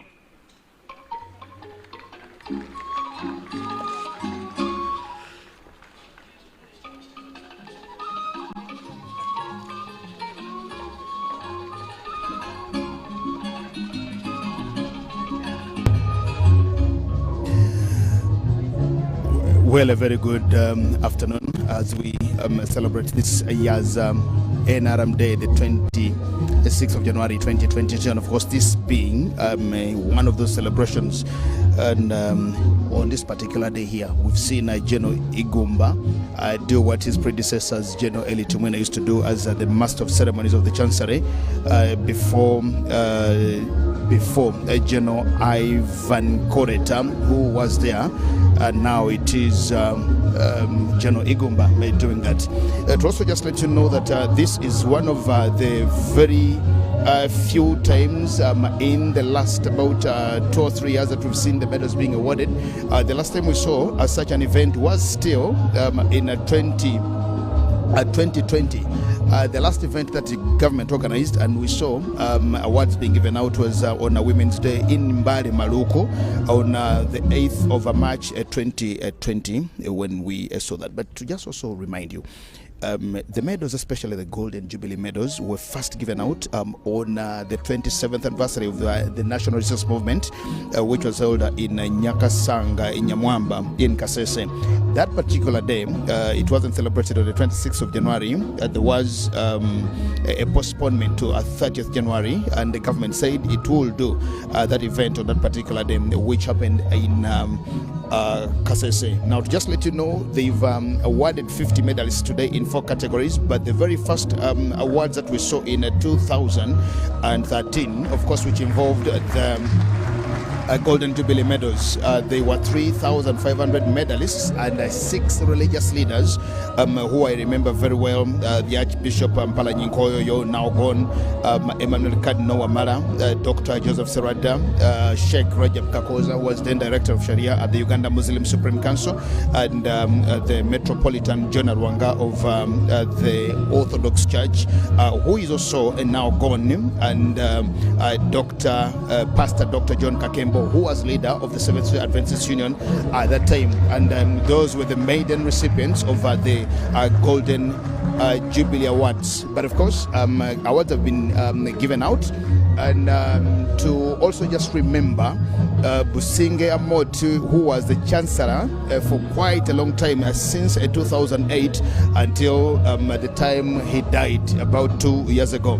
The Chancellor now is led by Hajat Malore Zamima, and this is now a new team, but of course the technical team in that department is still doing a very good job.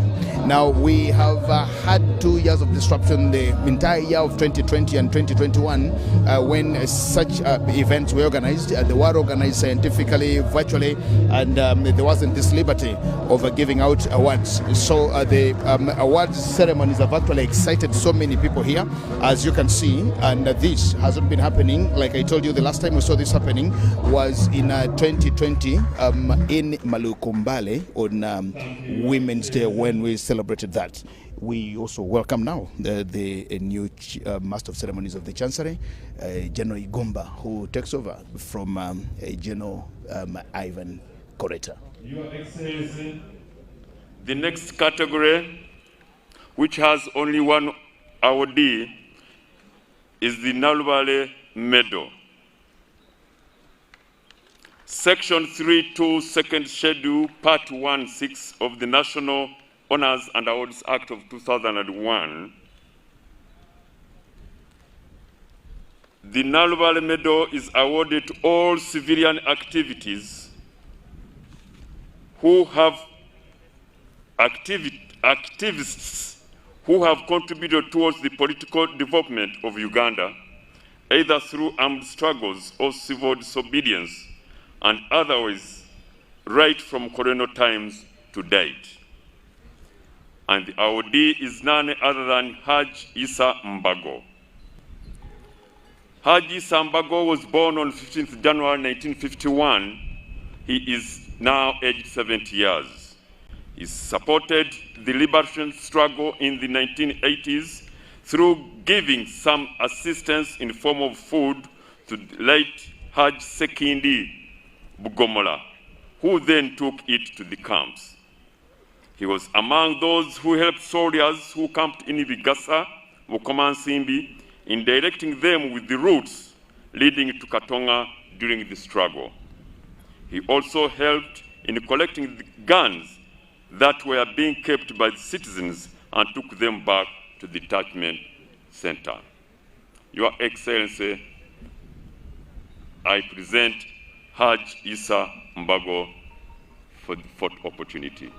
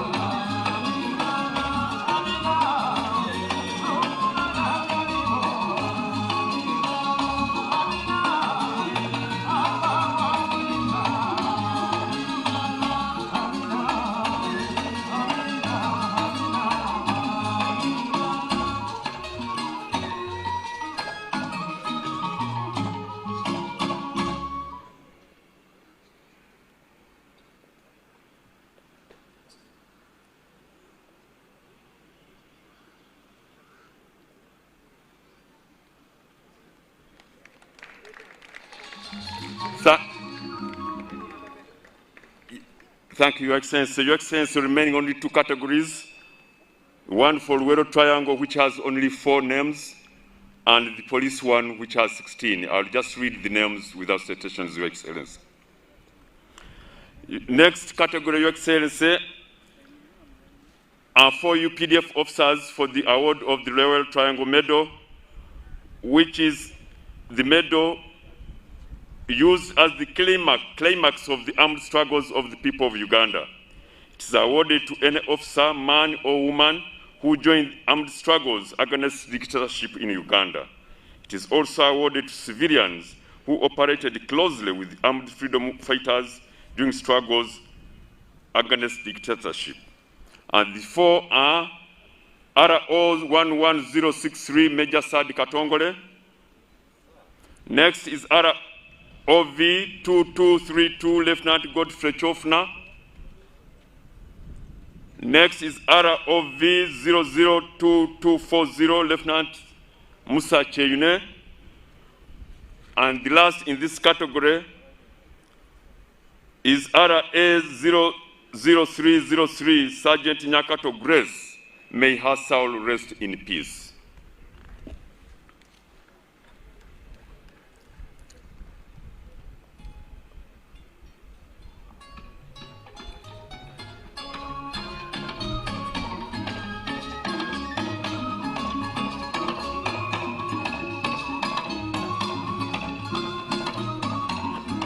Your Excellency, the last category, comprising of 16 police officers,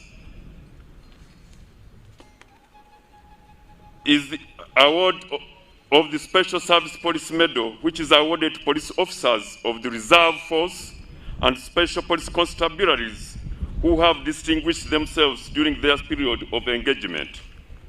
And on the list, I have SPC Subuga Hannington, SPC Kahare Paul, SPC Matov Joseph, SPC Nyabsisi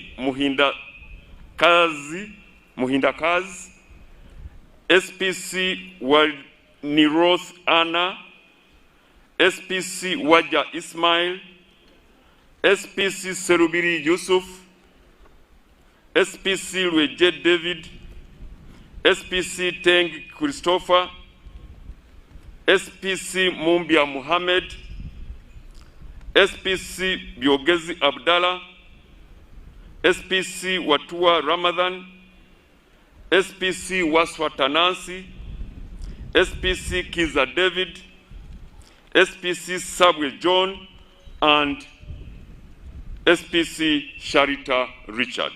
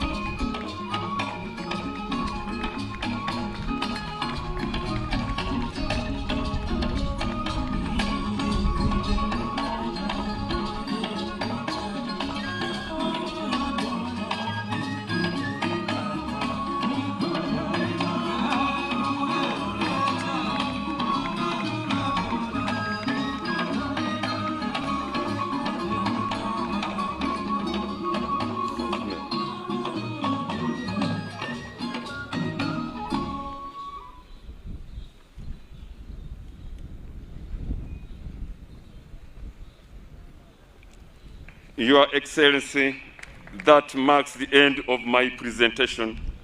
I do thank you for your kind attention and patience for God and my country.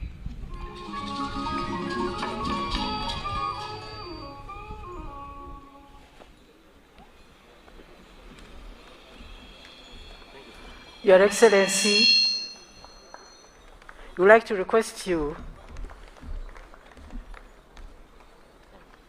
to enjoy the cultural performance, at least 2 items by the Crane performers. They're going to give us a presentation which shows actually the journey that Uganda has moved up to independence, then afterwards, now, this dispensation. The Crane performers, Your Excellency.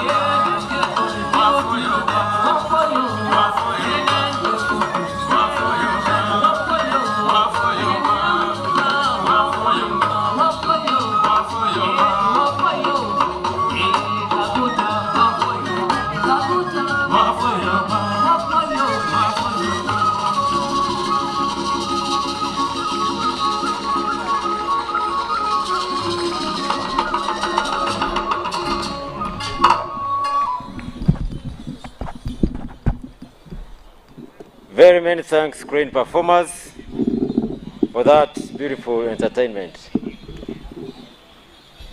Your Excellency and distinguished invited guests, may I request that we now all rise for the anthems. Parade Commander, over to you, sir.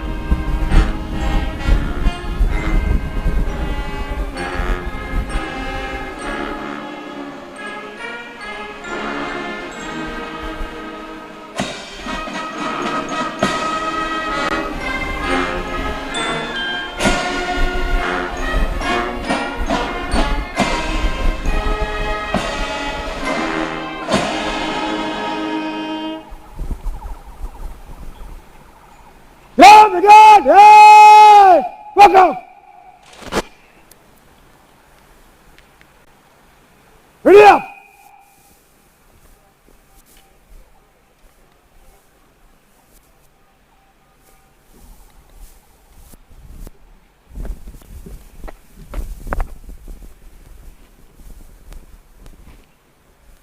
Mheshimiwa Rais, huo ndio mwisho wa gwaride.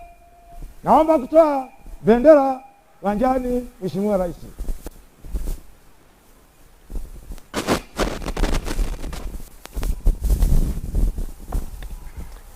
Distinguished guests, we may resume our seats, please. Thank you. The parade commander has requested for and secured permission from His Excellency the President and Commander-in-Chief to march the colors of the parade ground. That's what will happen now.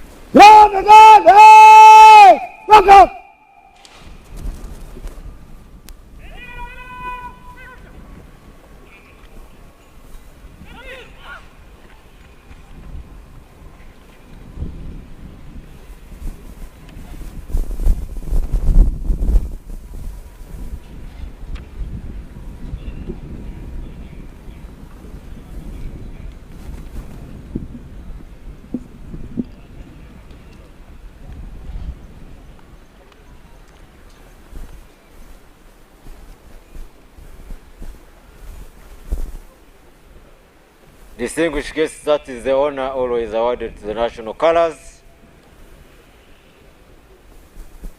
The command of the color party ensures that they are handed back to the military police for safe custody.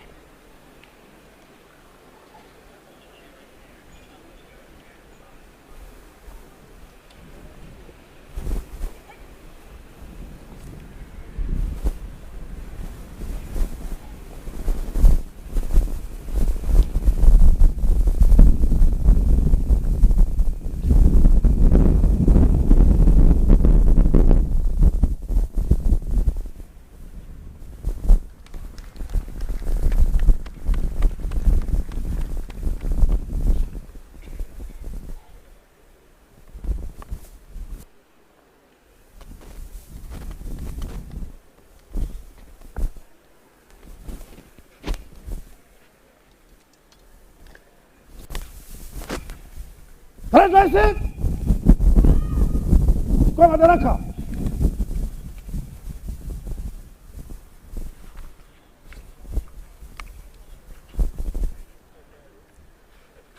With that, Your Excellency and distinguished guests, the parade commander now hands back the command of the parade to the second in command, who will march the parade off the square.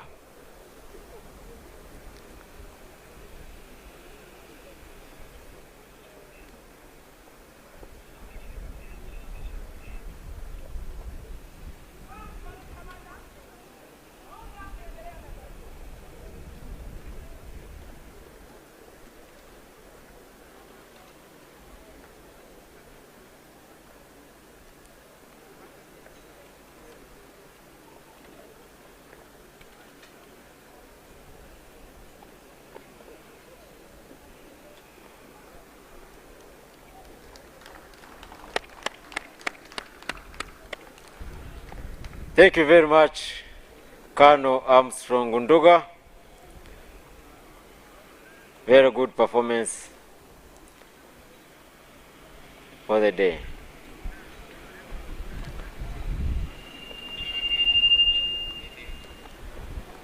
Now, second in command, Lieutenant Colonel Betty Msuya will proceed with marching the parade of the square.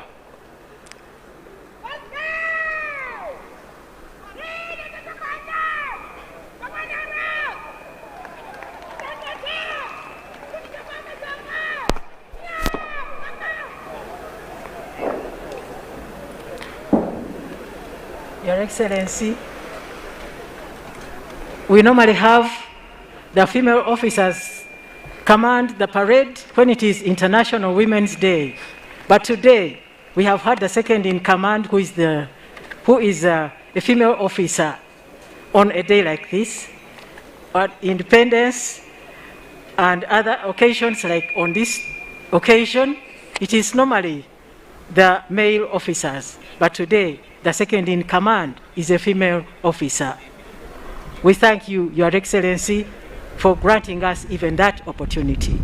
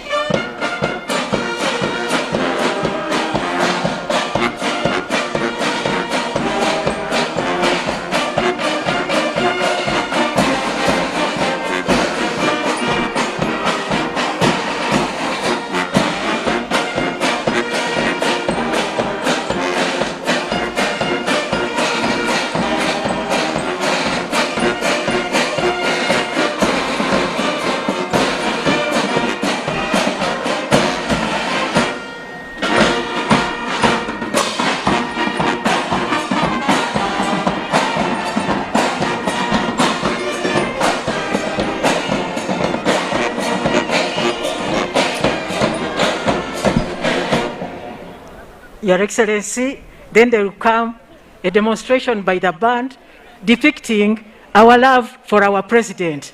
Because of our love for our president, normally we abbreviate his name with M7K.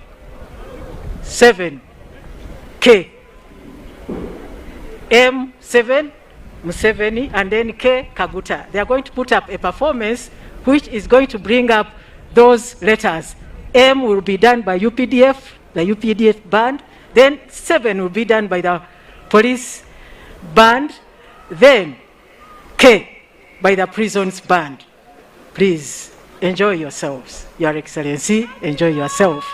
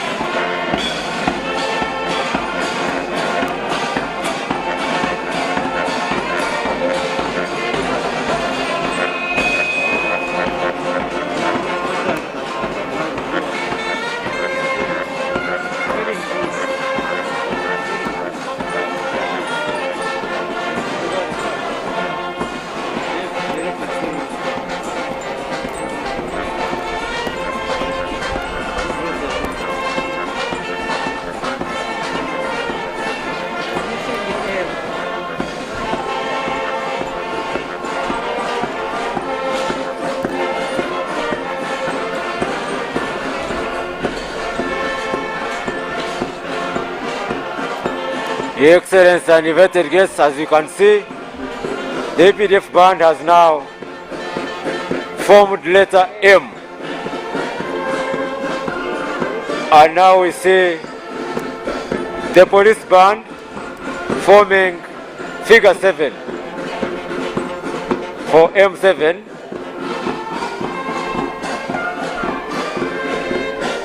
Then equally the Uganda Prison Service band will form letter K with an interesting initiative.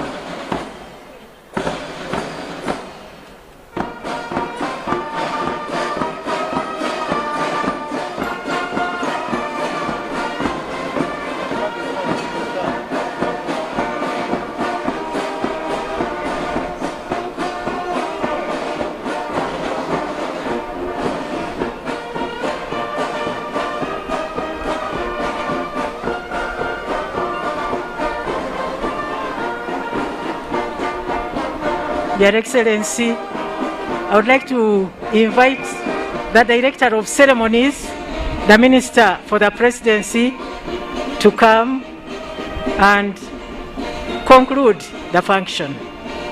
Thank you, Your Excellency.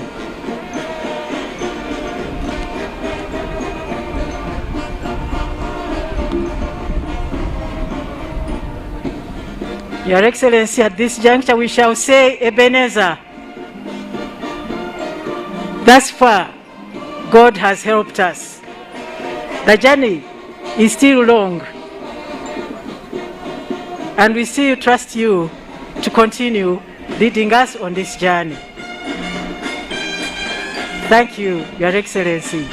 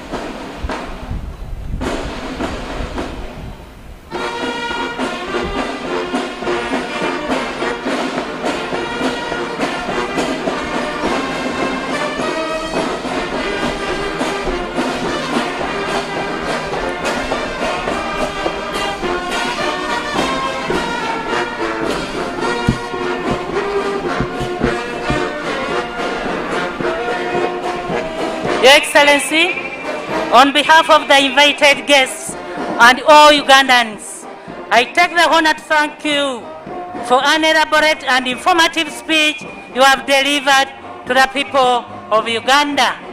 Sir, your message has been received by all Ugandans here and abroad through the live broadcast on radio, television, and social media, sir. Your Excellency, allow me to thank all the invited guests, the media, the team I've been working with, the Assistant Directors of Ceremonies, Madame Alice Mwangzi, and Lieutenant Colonel Kakurungu Ronald, the security, the first aid teams, the parade commanders, and the organizing committee for organizing such a very colorful ceremony. I now take this opportunity, sir, to officially announce the closure of the 36th Liberation Day celebrations celebrated here at Kololo Ceremonial Grounds on this 26th day of January 2022. I wish all of you a safe journey back to your destinations. His Excellency the President and Chief Guest will be the first to leave, and other guests will follow as per protocol. I thank you.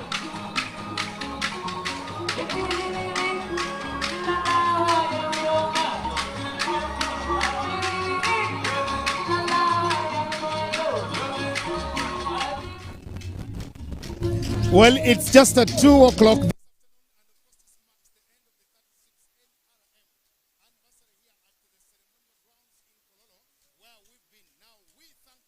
He's given us a very good weather. From the time that we came in here, we've just had a very good, calm, and of course, the normal. And of course, it's just been another very lovely day. As you can see, His Excellency the President, the main celebrant and the chief guest of this particular day here today, has signed out and of course now left. It's been a very nice journey for us to be here and to just let you know that this is one of those ceremonies that we have not in a very long time had because of the disruptions of COVID-19. One of the things that we saw here that we last saw about 2 years ago in 2020 when we celebrated the Women's Day at Maluku Grounds in Mbale district is when we saw medalists being awarded and being thanked of course for their enormous contributions. Now we did not again see such an event or ceremony happening or going on until this day, where we saw very many scientists of course are being awarded and decorated for their enormous contribution to this country, especially in the past 2 years of COVID-19. Now with me here is one of the leaders of the National Resistance Movement Party, the Honorable Lydia Wanyoto, and the chairperson of the Women's League. The last time we had an event like this was in Maluku in Mbale in 2020. You were the hosts at the time when you had the Women's Day. Back here again for yet another day like this particular one. What would you have to say and what would you have to tell the public for this particular day? I would like to congratulate all Ugandans upon this day. It's not just a celebration, it is a day to take stock on what we have, where we have come from and where I want to go as Ugandans. We have already known that the challenges of today are quite different from those that we had 36 years ago. We have more educated people, we have more younger people who may not even understand what happened in 1986, because at the population of 45 million people, majority, in fact 90% of them were born in the last 36 years. Therefore, their challenges, their needs, their aspirations are quite different, and it's very important that all of us at our leadership, we should be mindful of that fact and be able to work with the young people, with all Ugandans, so that we are able to achieve personal needs, but also aspirations of the wider people. The president and the chairman of the party actually talked about you, the leaders of the NRM, not just to be leaders, leading people to nowhere. The message was very clear for you, the leaders. We see many of you, we hear about many of you, but according to the president, you don't seem to be leading the people to where they should be led to. Their commitment to lead the people is there. The challenges is most of the time we don't have the tools, but we have been able to mobilize, for example, at parish model. Once the resources come, we'll be the first people to be in the community to help wananchi how they are going to utilize the 100 million so that everybody joins the money economy. The biggest life equalizer is educational skills and then financial inclusion. Our people don't have financial inclusion. The campaign has been on. This time around at parish model, we really hope that they will get financial inclusion, especially the women.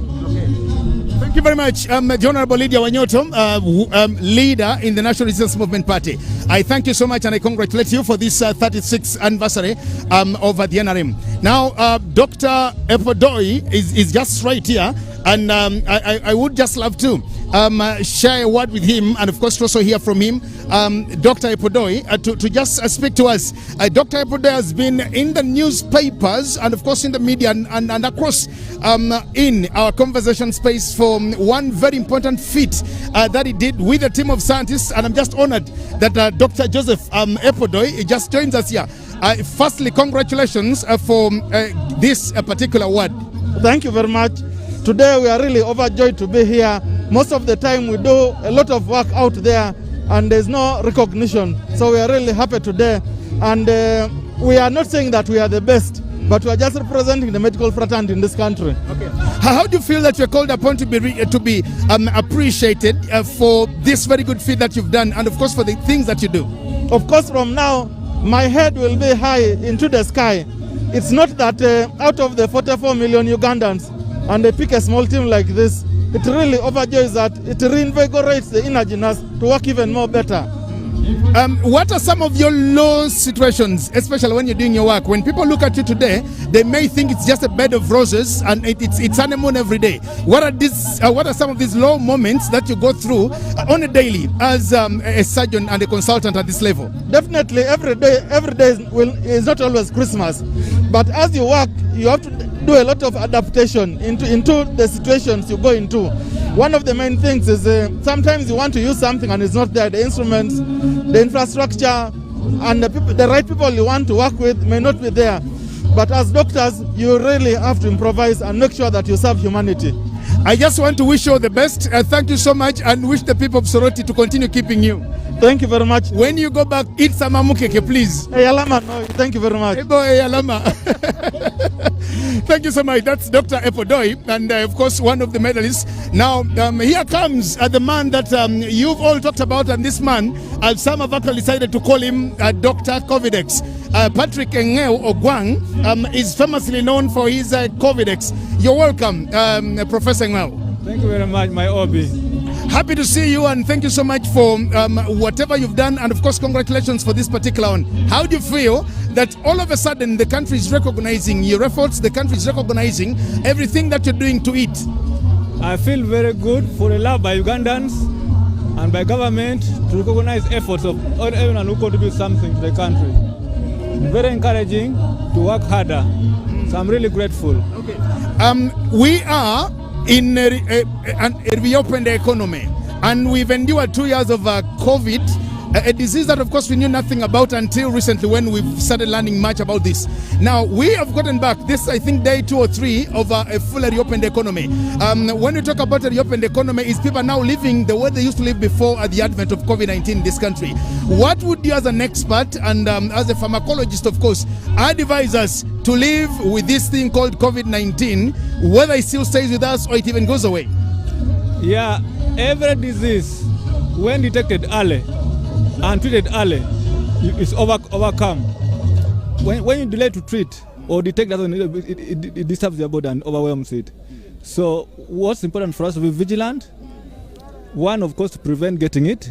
But if you get it and detect it early, you treat yourself. COVID is very effective actually if you treat yourself very early. There are two phases of corona, phase 1 and phase 2. In phase 1 it works very well before it goes to the lungs. Excellently, yeah. There is phase 1 and phase 2. Which is phase 1? Phase 1 is where it affects your upper respiratory tract, the nose, the throat, you keep coughing, the signs of flu and so on, and blocking you from breathing. Phase 2 now it has gone down to your lungs and damaging the organs. So if you treat early in the first week of it, you'll recover. What's your final message to the scientists of this country, more so, the scientists of this country and the people in the health sector? First of all, I was so grateful that Dr. Poda and his team were honored because they did amazing work. Secondly, I want to inform farmers and scientists that in Uganda there are opportunities and government support of scientists. Use whatever you have to do something. You'll be recognized at a given time. Thank you. Okay. Well, thank you so much, Professor Ngeo Ogwang. We thank you so much, and of course, congratulations once again. Thank you.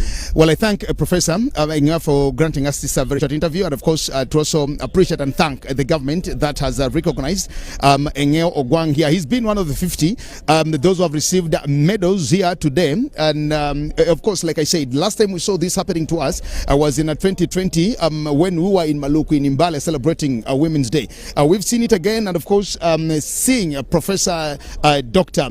Epodoi with a team of scientists here from Soroti Regional Referral Hospital, and of course for the good job that they're doing, and of course all the others who are out there. Now all of us are experts in our own fields, and I think it's just prudent that whenever we're doing whatever we're doing, let's give it our all, the commitment, the love, the zeal, and let's take it as a calling. Now we'll stop this here for today as we climax and end the 36th NRM anniversary celebrations, and of course return you to Broadcast House on Nile Avenue in Kampala for regular programming. But also just remind you that yet again the AFCON team is getting ready. Peter Otai and the team, Fiona Namiro, Fiona Pinky, Ruben Impima Chibirango, are also getting ready with their boots to again come to you live with the AFCON again tonight. My name is Jagan Asemakola Ziksoka, wishing you all the best and happy NRM 36th anniversary. Forgotten my country, goodbye.